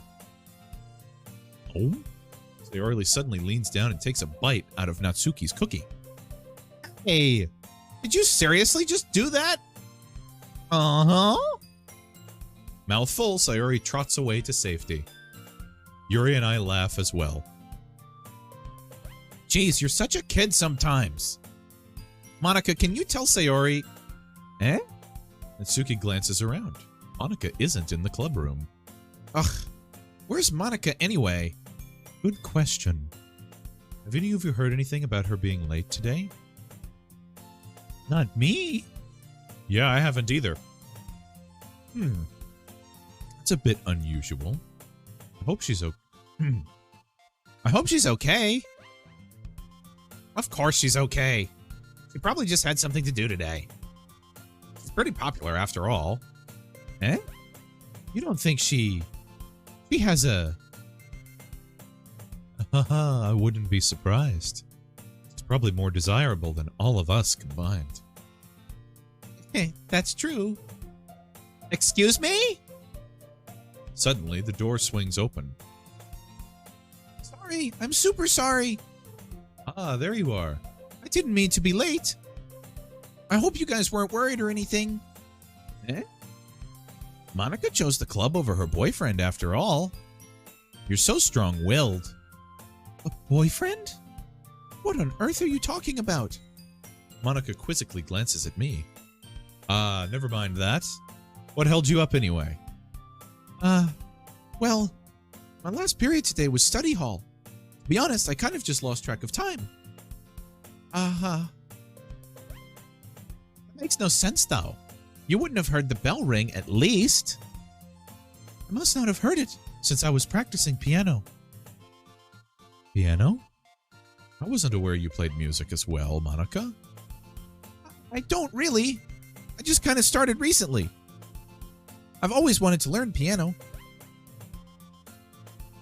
That's so cool. You should play something for us, Monica. That's... Monica looks at me. Maybe once I get a little bit better, I will. Yay! That sounds... That sounds cool. I'd also look forward to it. Is that so? In that case, I won't let you down, Brent. Monica smiles sweetly. I didn't mean any pressure or anything like that. Don't worry. I've been practicing a whole lot recently. I'd really love the chance to share once I'm ready. I see. In that case, best of luck. Thanks. So I didn't miss anything, did I? No, not really. I choose to leave out Sayori's mischievous escapade. I'm not sure Natsuki will end up complaining to her anyway. It looks like everyone has already settled down. Sayori somehow already finished her entire cookie. Yuri is back to her book, and Natsuki disappeared into the closet.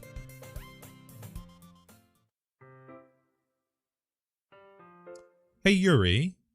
Huh? I suddenly noticed that Yuri is reading a different book from the one we've been reading together. Sorry, I didn't mean to interrupt. No. I was kind of just waiting for you.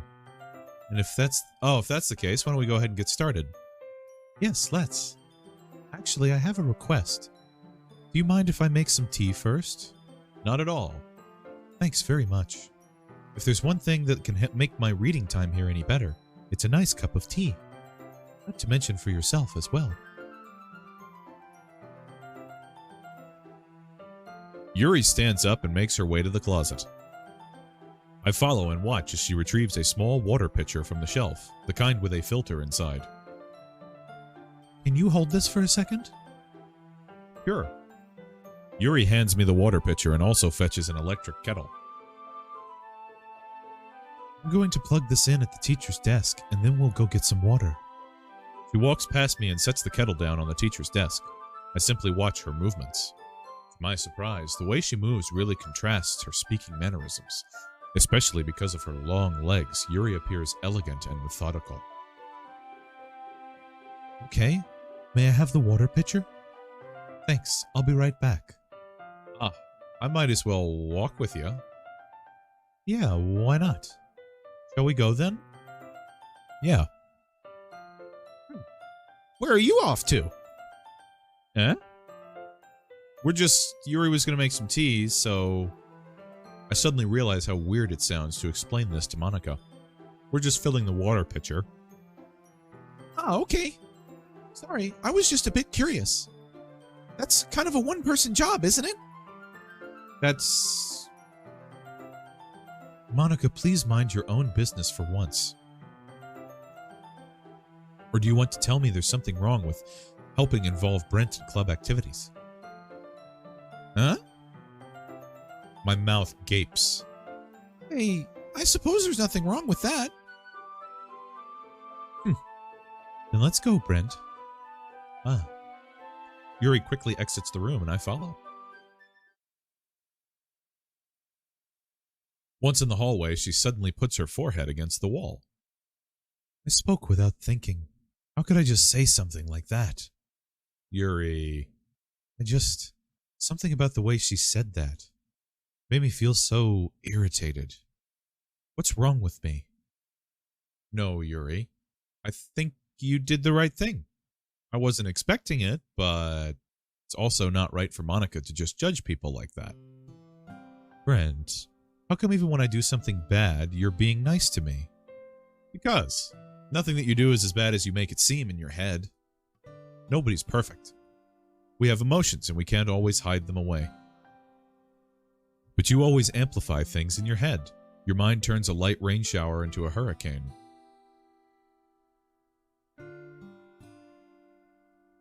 No, wouldn't you hate me for something as terrible as that? Why would I hate you? I can't hate someone for having emotions. What kind of friend would do that? Friend, you say? Yuri lifts her head. Brent, I really like being friends with you. Thanks, Yuri. I like being friends with you too. I feel kind of awkward saying something like that, but I'm doing my best to help Yuri feel better. Anyway. Yeah. Shall we go? Yeah. Yuri and I walk to the nearest water fountain. Once we fill up the water pitcher, we return to the classroom. Brent, do you like oolong tea? Yeah. Anything is fine. Very well. Yuri sets the temperature on the kettle to 200 degrees. Now it's time to get the teapot. You really do this properly, don't you? Of course. I shouldn't do any less when I'm making tea for others. Even if I'm not an expert on tea or anything? Uh-huh. In that case, you'll only be even more impressed. Ah, perhaps I will. Yuri fetches the teapot and begins measuring the tea leaves. To my surprise, she even starts humming a little to herself. You must be in a good mood now. Is that so? I was letting it show, and you noticed. I was doing a bit of thinking, and I decided that I would try expressing myself a little bit more. It turns out it's not very hard for me to do, when it's you who's around anyway. Ah. That's great, Yuri. Just don't push yourself too much. You're always worrying about me, Brent. It's very endearing. Yuri wasn't kidding. I don't even know if I can keep up with this. I watched Yuri pour a cup of tea for each of us. Brent, I have another request. Do you mind if we sit on the floor today? Why is that? It's a little bit easier on my back. I can read with my back against the wall rather than bending over at my desk. Ah, sorry, I didn't realize. No worries. I just have back pain fairly regularly, so I do my best to manage it. Back pain, huh? A little back pain? Yeah? A little back pain there? Is that so? I wonder why that is. It's most likely because your posture, right? Always hunched over like that while reading? Yes, I have terrible reading posture. So that's why we should sit on the floor.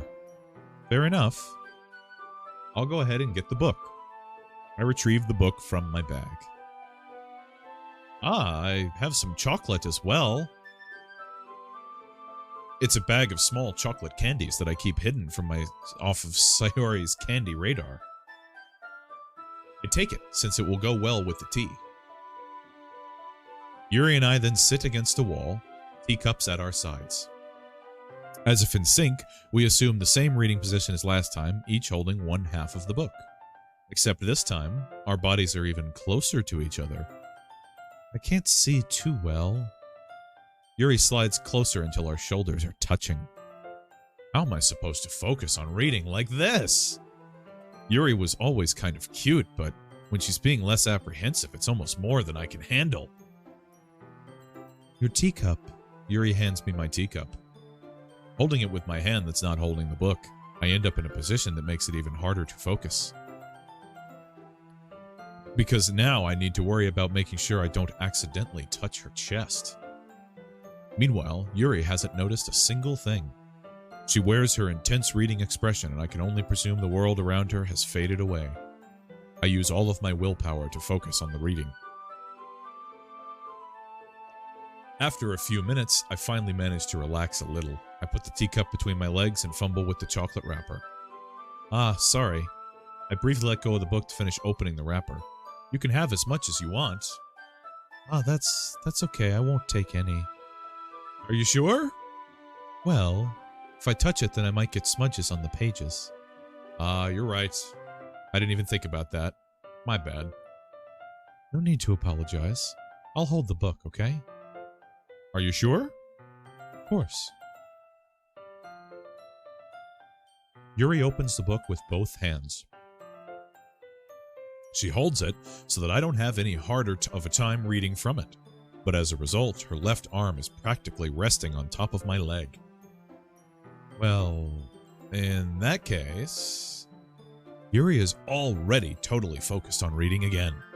I take a chocolate candy and pop it into my mouth. Then I take another chocolate, and I hold it up to Yuri. She doesn't even look away from the book. She simply parts her lips as if this situation was completely natural.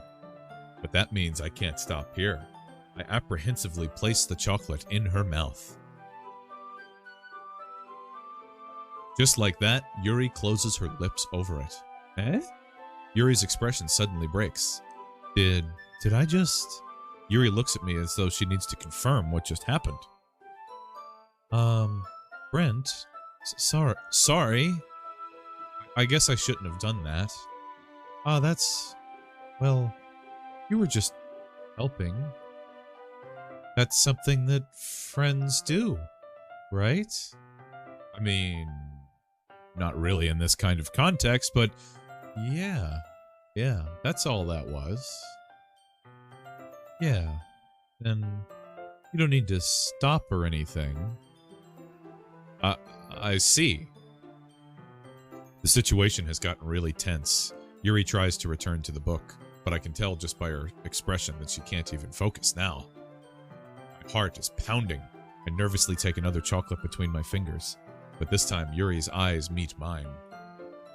How did it even come to this? Yuri doesn't avert her gaze. I noticed her chest rising and falling to the rhythm of her breaths. I raise my arm. Like before, Yuri parts her lips. But it's different this time.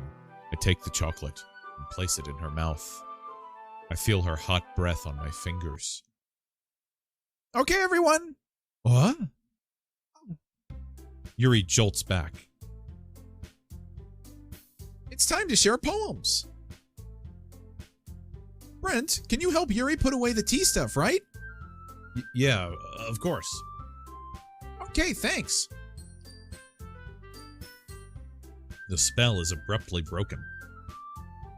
Oh, I'll take care of the cups. Yeah.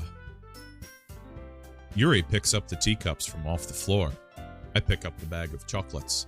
In the end, we hastily clean up without so much as a word between us. I get the feeling that it's something that neither of us will have the courage to bring up. Alright, who should I show my poem to first? Well, I'm going to show it to Yuri first again, just like last time. Let's see what you've written for today. Yuri stares at the poem with a surprised expression on her face. Do you like it? Brent, this one might be even better than yesterday's. How did you even pick up on this so quickly? Yesterday I was telling you, the kind of technique's worth practicing. Maybe that's why. You did a good job explaining everything. I really wanted to try giving it more imagery. Yuri visibly swallows. Even her hands appear sweaty. I'm not used to this. Used to what? I don't know. It's fine. Take your time. Yuri breathes and collects her thoughts. I know that Yuri likes to think before she speaks, so I offer that patience to her. Yeah, just being appreciated like this, I guess. It probably sounds really stupid. But seeing someone motivated by my writing, it just makes me really happy. Are you saying you've never shared your writing before? Yuri nods. Really? I don't believe it. I really only write for myself. And besides, people would just laugh at me. Do you really think that? Again, Yuri nods. Even your close friends? Yuri does not respond to that. I wonder why. Anyway, do you want to share the poem you wrote today? Yeah, I do. If it's with you. Raccoon.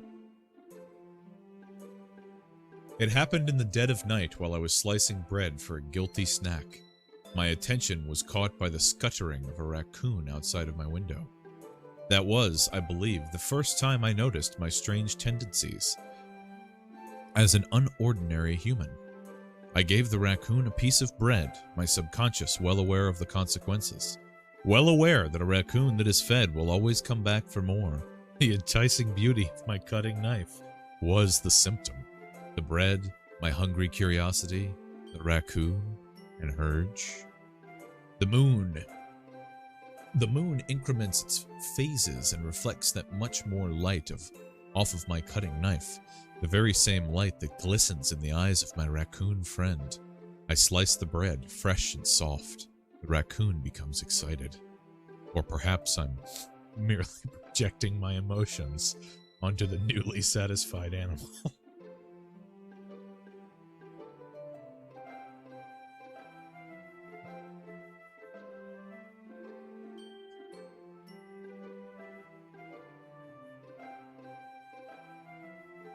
Alright. The raccoon has taken to following me.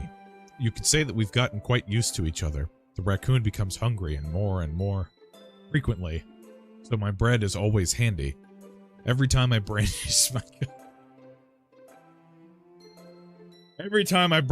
cutting knife, the raccoon shows me its excitement. A rush of blood, classic Pavlovian conditioning. I slice the bread and I feed myself again.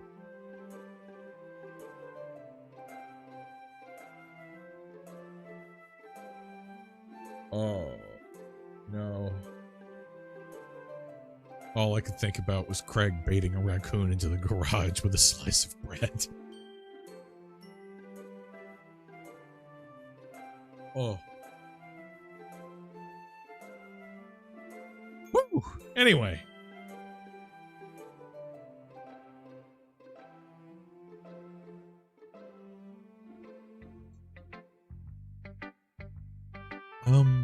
I was a little bit more daring with this one than yesterday.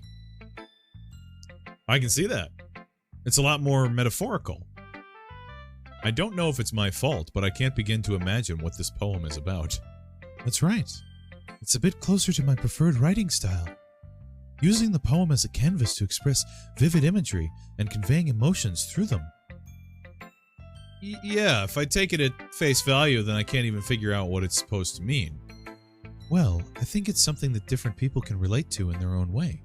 I wanted to express the way it feels for me to indulge more in my unusual hobbies. It's those sort of things that I'm usually forced to keep to myself. Yuri, are you into autoerotic asphyxiation?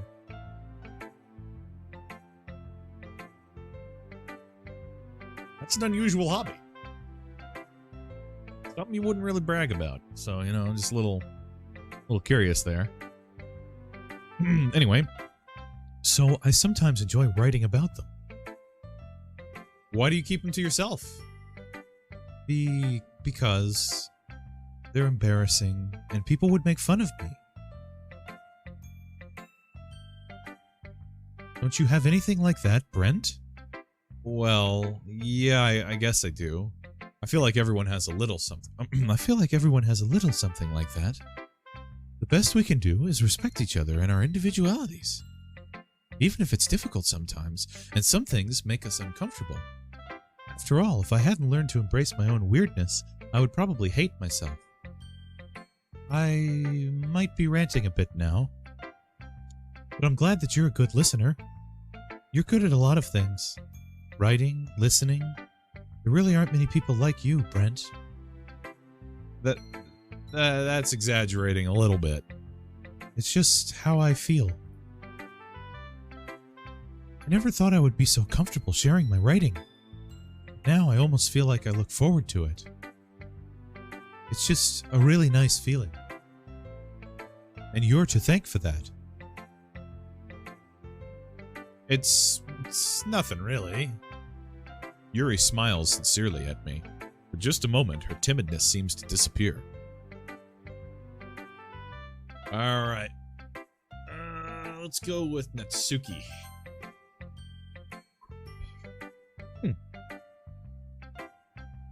Well, I can admit it's better than the last one.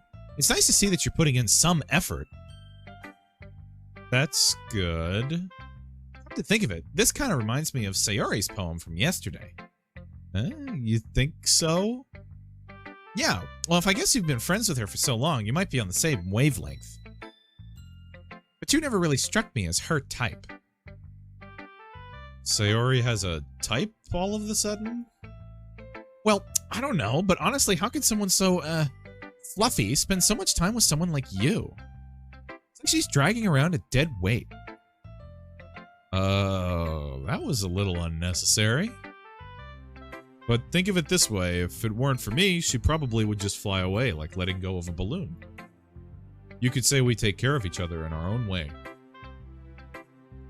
Whatever it is, I don't get it. Oh yeah, I guess I'm supposed to show you my poem.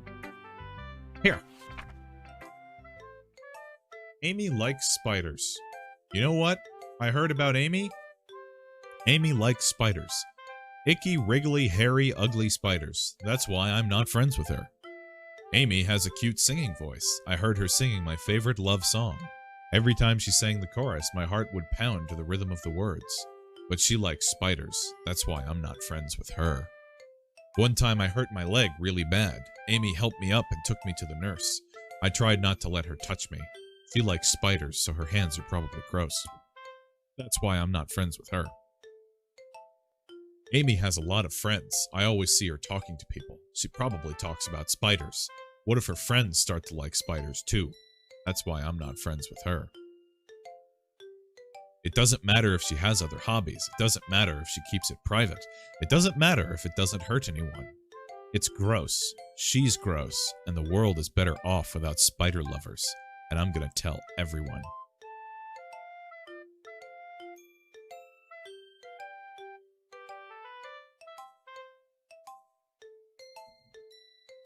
All right, Natsuki. Okay, all right.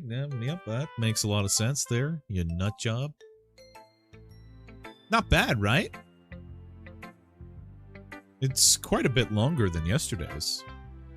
Yesterday's was way too short. I was just warming up. I hope you didn't think that was the best I could do. No, of course not. Anyway, the message is pretty straightforward in this poem. I doubt I have to explain it. Sometimes you can explain complicated issues with much simpler analogies, and it helps people realize how stupid they're being. Like, anyone would agree with the subject of this poem as an ignorant jerk. Do you know people like that? Of course. It's about how everyone thinks That doesn't matter. It can be about anything. I wrote it to be easy to relate to. Everyone has some kind of weird hobby or guilty pleasure. Something that you're afraid if people find out they'd make fun of you or think less of you. But that just makes people stupid. Who cares what someone likes? As long as they're not hurting anyone, it makes them happy. I think people really need to learn to respect others for liking weird things. Huh. That's funny. Yuri wrote about something similar today. Huh? Did you say Yuri? Yeah. She said her poem was about an unusual hobby of hers. I didn't really get it, but she said something similar to you. That people shouldn't make fun of each other's to make each other feel insecure about those things. Really? Well, I mean, Yuri's pretty weird, so I wouldn't doubt that she has some weird hobbies. Not that there's anything wrong with that. It's not like I would judge her or anything. Natsuki has trouble finding words. I guess I should try not to be so mean to her. If she feels insecure about her weird behaviors and stuff. I mean, I always hate people who make me feel insecure, and Yuri made me feel insecure yesterday. But the way you put it, it sounds like she's learned her lesson. Well, I would say so. Even if her writing style is really different, I'm sure she'll appreciate the message in your poem. It's what I do best, after all. I don't like writing unless there's a good message to take away from it. Like, conveying emotions is important, but I want to make people think, not just feel.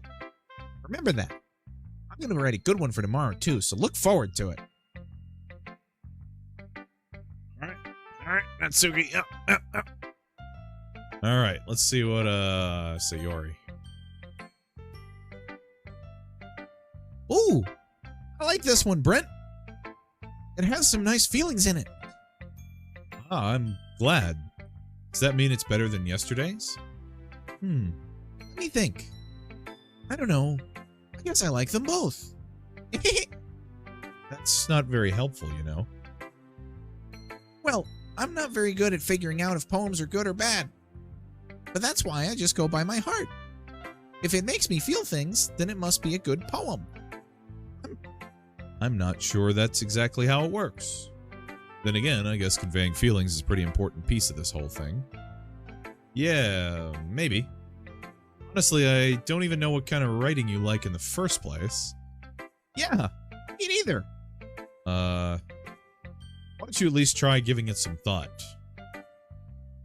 Aw? You want to write something for me? That's so sweet. Yeah, right. But you're always thinking about other people. You need to think about yourself once in a while. If you don't, you might end up getting hurt at some point. Eh? Oh. I don't really know what you mean, but I'll try to keep it in mind. Well, whatever. Anyway, let's see. I guess I like happy poems. Wait, sometimes I like sad poems too. Sometimes a little bit of both. There's a word for that, right? What's the word I'm looking for? Bittersweet. Yeah. I like things that are happy and things that are sad. Happy and sad? I can't see you liking something sad, Sayori. Well, I like happy the most. But sometimes when you have a little rain cloud in your head, a sad poem can really help the rain cloud give a little rain cloud a hug and make a nice happy rainbow. Sayori, that is unexpectedly poetic. It is? Maybe I'm getting better at expressing my feelings after all. Thanks, Brent. I should go write that down then.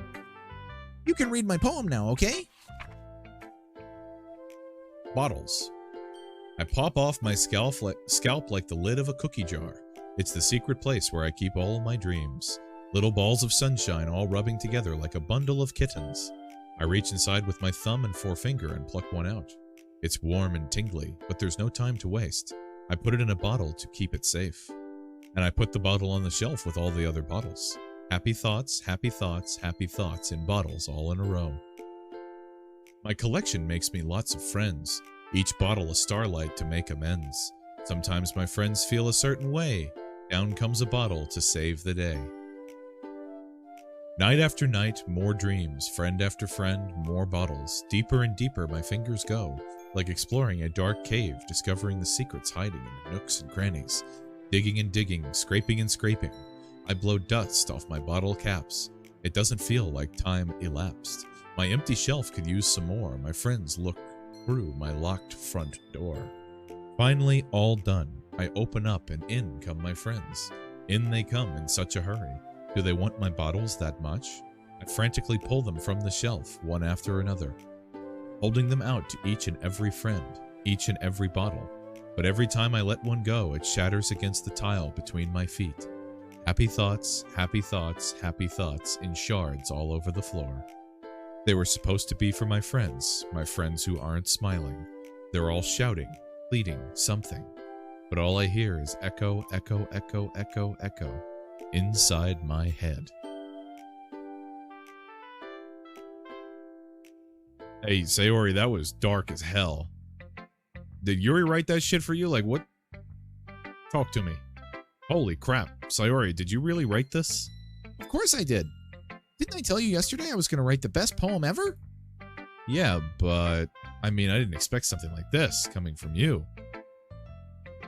Monica taught me a whole lot, and I've been really in touch with my feelings recently. I see that. It's almost kind of creepy. Creepy? Well, not exactly. Maybe because I'm so used to you being cheerful. Well, never mind. I'm thinking too hard about it. The point is, it came out good, so you should be proud of it. Oh, thanks. I feel like I was meant to express myself this way. It even helps me understand my own feelings a little bit better. Writing is like magic. You've got to be pretty passionate about this. Sorry. You've got to be pretty passionate about this, huh? Hope you keep it up. Yeah. Writing's the best. I'm going to keep writing until I die. Don't get ahead of yourself. Sayori's always had a habit of getting obsessed with something before dropping it no more than a week later. I wonder if this is one of those times. But seeing the passion in her eyes makes it hard for me to be pessimistic. All right, Monica.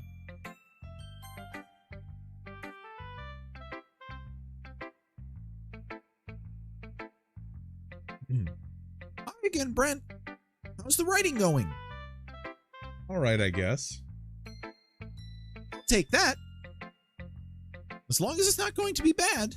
I'm happy that you're applying yourself. Maybe soon you'll come up with a masterpiece. I wouldn't count on that. You never know. Want to share what you wrote for me today? Sure. Here you go. I give my poem to Monica. All right. This one's good. It feels like you're not only getting more comfortable with your style, but the imagery is better than the last one I read. Just wondering, have you been finding inspiration in Yuri's writing style? I guess so. You can't deny that she's talented. Yeah, totally. I think her poems are the most romantic. That's the best way to describe it. She's like a totally different person when she picks up a pen. I noticed that too. Or when she's talking about literature, it's like a light turns on inside of her. Sadly, it's hard to get too much personal conversation out of her. Trust me, I've tried. Who knows what goes on in that head of hers? Hope you don't mean that in a bad way. No, of course not. I just mean that I wish she didn't keep to herself so much. But still, defending her like that. You must be pretty into her. Eh? You completely misunderstood. Calm down, I'm kidding. Besides, I'm pretty sure she's already got a boyfriend. Wait, really? Yeah, a fictional one anyway. Monica kind of whispers that last part to me. It's just a hunch, but there's not really anything wrong with that. Well, there's not really anything wrong with that. Oh, well, I know. I was just saying. But anyway, you want to read my poem now? I like the way this one turned out, so I hope you do too. All right, let's take a look. Save me. The colors, they won't stop. Bright, beautiful colors. Flashing, expanding, piercing, red, green, blue, and endless. Ooh. Cacophony? Is that right? Cacophony? Of meaningless noise? The noise, it won't stop. Violent, grating waveforms, squeaking, screeching, piercing. Sine, cosine, tangent, like playing a chalkboard on a turntable, like playing a vinyl on a pizza crust. An endless poem of meaningless. Buddy's poems took a dark turn today. Oh boy.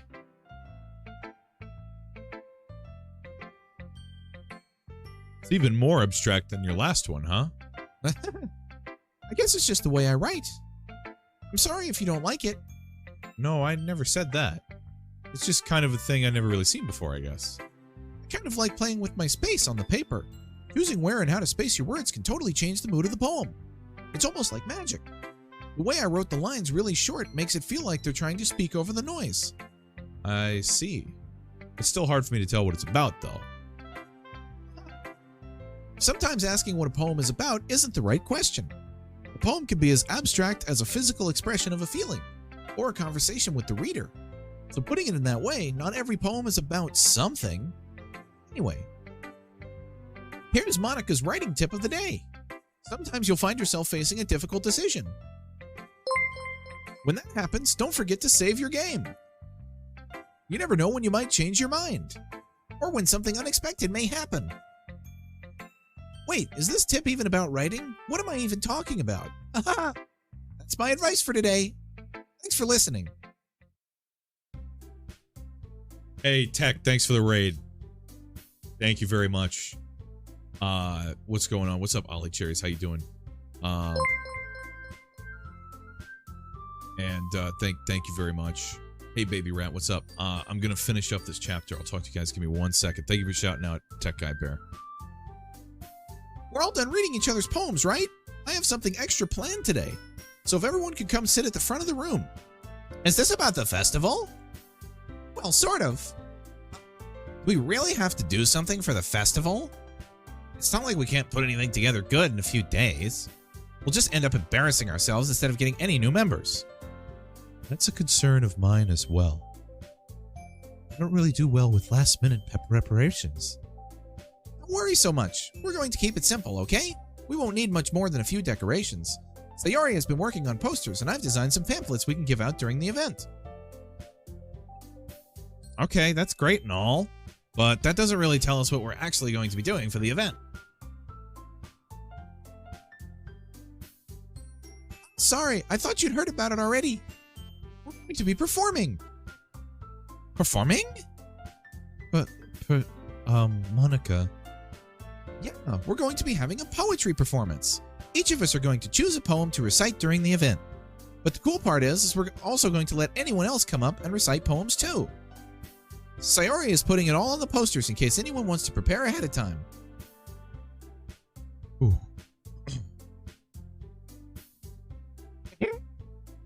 Sayori, who has been coloring a poster, holds it up for us to see.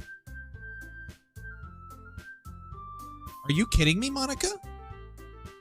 You didn't... you didn't already start putting these posters up, did you? Well, I did. You really think it's that bad of an idea? Well, no. It's not a bad idea. But I didn't sign up for this, you know? There's no way I'm going to be performing in front of a group of people like that. I agree with Natsuki. I could never in my life do something like that. Imagining it, Yuri shakes her head in fear. Guys. No, Sayori. I understand where they're coming from. Remember that Natsuki and Yuri have never shared their poems with anyone up until just a couple days ago. It's a lot to ask for them to recite their poems out loud to a home room full of people. I guess I kind of overlooked that. So, I'm sorry. But I still think we should give it our best. We're the only ones responsible for the fate of this club.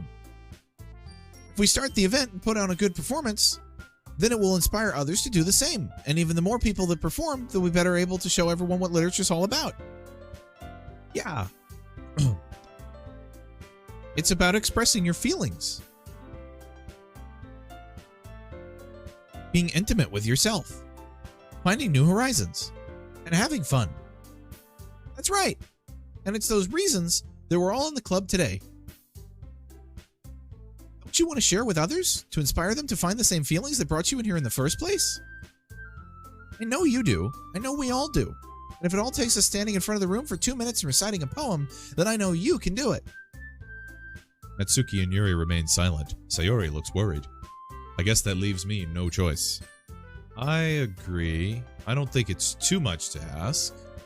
I think that Sayori and Monica have been really trying hard to get new members. The least we can do is help them out a little bit. Well, maybe, but... It looks like Natsuki doesn't have any arguments left. Okay, fine. I guess I'll just have to get it over with. All right. You. Thanks, Natsuki. What about you, Yuri? Yuri dejectedly glances around at everyone else's expectant faces. I guess I don't really have a choice. That's everyone. You're the best, Yuri. This club is seriously going to be the death of me. Oh gosh, you'll be fine, Yuri.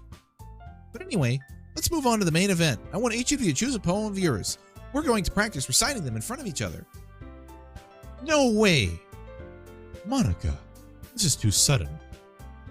Well, if you can't recite your poem in front of the club, how do you expect to do it in front of strangers? Oh no. Don't worry. I'll start off to help everyone feel a little more comfortable. Can I go next? Of course. Now let's see. Monica flips through a notebook to the specific poem she has in mind for herself. Then she stands behind the podium. Sorry guys, I was trying to burn through the end of this one that we were on here so I could talk to you guys and everything. I'm trying to kind of keep it congruent because I'm going to put this, all together out there. But I appreciate everybody out there. I'll catch you guys. I'll talk to you guys in just a minute here. Monica begins reciting her poem. Her clear, confident voice fills the room. More than that, her inflection is pristine. She knows exactly how to apply emotion behind each line she recites and bring in the words to life. Is this something she's done before, or is she simply a natural? I glance around me. Everyone has their eyes on Monica. Sayori looks amazed. Yuri has an intense expression on her face that I don't understand. Finally, Monica finishes the recitation.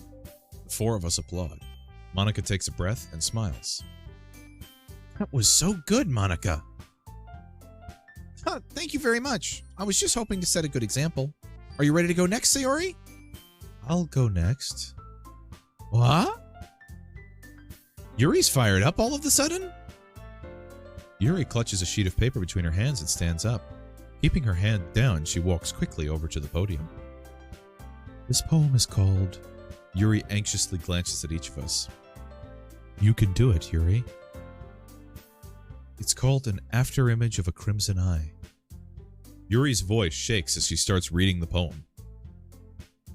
Just a moment ago, she practically refused to do this. Why is she suddenly putting so much effort? As Yuri gets past the first couple of lines, her voice changes. It's almost like what happens when Yuri gets absorbed in her books. Her quivering words transform into the sharp syllables of a fierce and confident woman. The poem is full of twists and turns in its structure that she enunciates with perfect timing.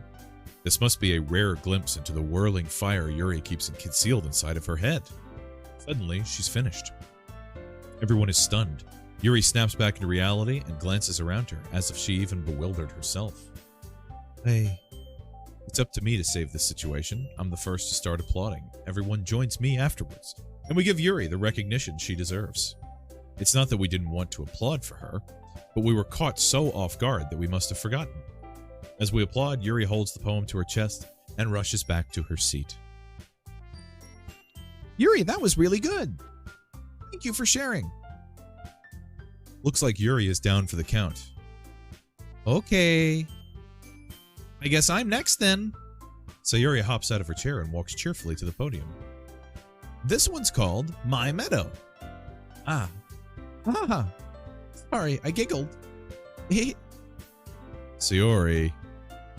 It's a lot harder than I thought. How did you guys do it so easily? Try not to think of it like you're reciting to other people. Imagine you're reciting it to yourself, like in front of a mirror or in your own head. It's your poem, so it'll come out the best that way. I see. Okay then. Sayori begins her poem. Somehow it feels like her soft voice was a perfect match. The poem isn't aimlessly cheery like Sayori is. It's serene and bittersweet. If I were to read this on paper, I probably wouldn't think much of it.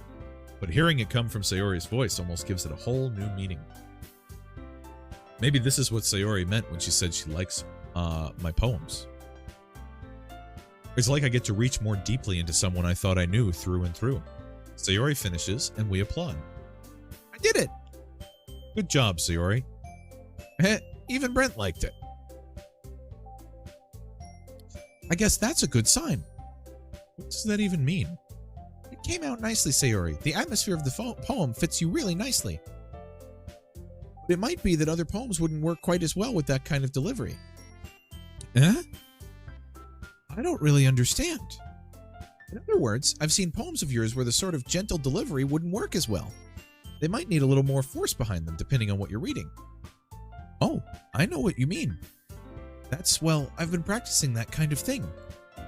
It's just embarrassing to do in front of everyone. The next time, I'm going to make you pick a poem that challenges you a little bit more. We don't have much time before the festival, you know? Okay. Now, who's next? Natsuki?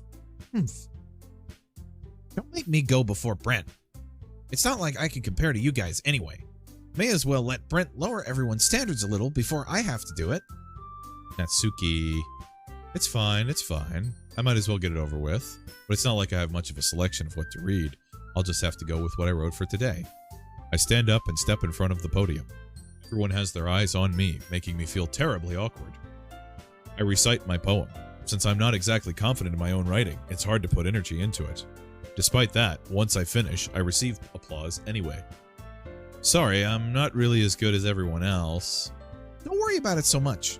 I think it's less about your abilities and more about your lack of confidence in your writing. It's something that'll improve over time, though. Yeah, maybe. Then, that just leaves you, Natsuki. Yeah. I'm going.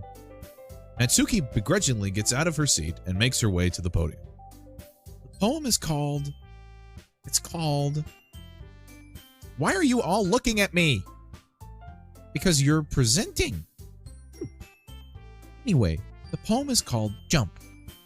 Natsuki takes a breath. Once she starts reciting the poem, her sour attitude disappears a little. While she's still a little unenthused, her poem has rhythm and rhyme to it.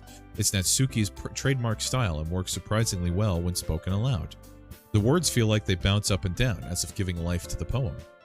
Natsuki finishes and everyone applauds. She huffs back to her seat. That wasn't so bad, was it? Easy for you to say. You better not make me do that again. Well, do you at least feel prepared enough to recite a poem in front of other people? I mean, doing it in front of other people will be way easier. I can put on whatever face I want for other people. But when it's just my friends, it's just embarrassing. That's a surprise, Natsuki. I think it would be the other way around for me. Well, that's just how it is, so... Well, I guess in that case, you won't have much to worry about for the festival. That said, I want to thank everyone for coming through. It might be hard, but I hope you all have an idea of what it's like now. Make sure you pick a poem and get enough practice before the festival, okay? I'll be making pamphlets, so let me know ahead of time what you'll be reciting. Jeez, I should probably find some other poem to recite instead. That's fine too. It doesn't have to be your own. I'm already pleasantly surprised that you're putting in all this effort for the club. It makes me really happy. Yeah, no problem. Okay, everyone. I think that's about it for today. I know the festival is coming up, but let's try to write poems for tomorrow as well. It's been working out really nicely so far, so I'd like to continue that. As for the festival, we'll be finish planning tomorrow, and we'll have the weekend to prepare. Monday's the big day. I can't wait. I can do this. I can do this. All right. I stand up. There's no way I'll be able to find the same enthusiasm as Sayori and Monica, but I'll do my best to get through it. It is for the sake of the club. And impressing Monica. Then I'll have to do my best. Ready to go, Sayori? Yep. Look at you two, always going home together like that. It's kind of adorable, isn't it? Jeez, guys, don't make such a big deal out of it. It must be a little nice, though. Well, how am I supposed to respond to that? It's okay, Brent. You don't have to say it. Whatever. Let's just go already. I walk home with Sayori once more. Even though it's only been a few days, a lot of things have already changed. But today, Sayori is being a little quieter than usual on the way home. Hey, Sayori. Sorry, I was spacing out. Ah, no wonder. I was thinking about something from earlier. I like how we get to, Sayori fumbles with her words. So let's just say that one day Yuri asked to walk home with you. Huh? What would you do? What kind of question is that? You're kind of putting me on the spot here. Well? Oh boy! I've been given a decision. You know what? I like Yuri and all that.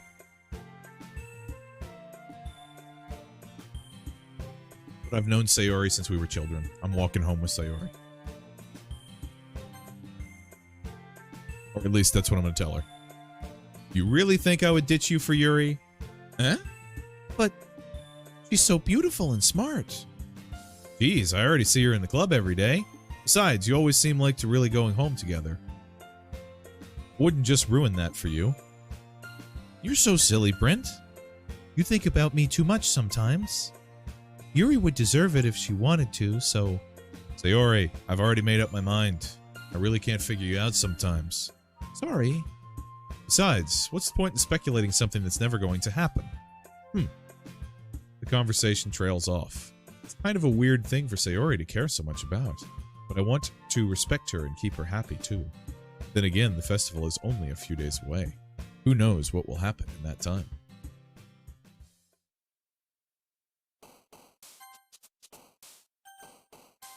Save right there. Oh man. I've got to call it there with the Doki Doki. My voice is starting to fail me a little bit there. I can't hit the pitches and the spots I was hitting for the characters earlier at this point. I've got to call it there. Oh,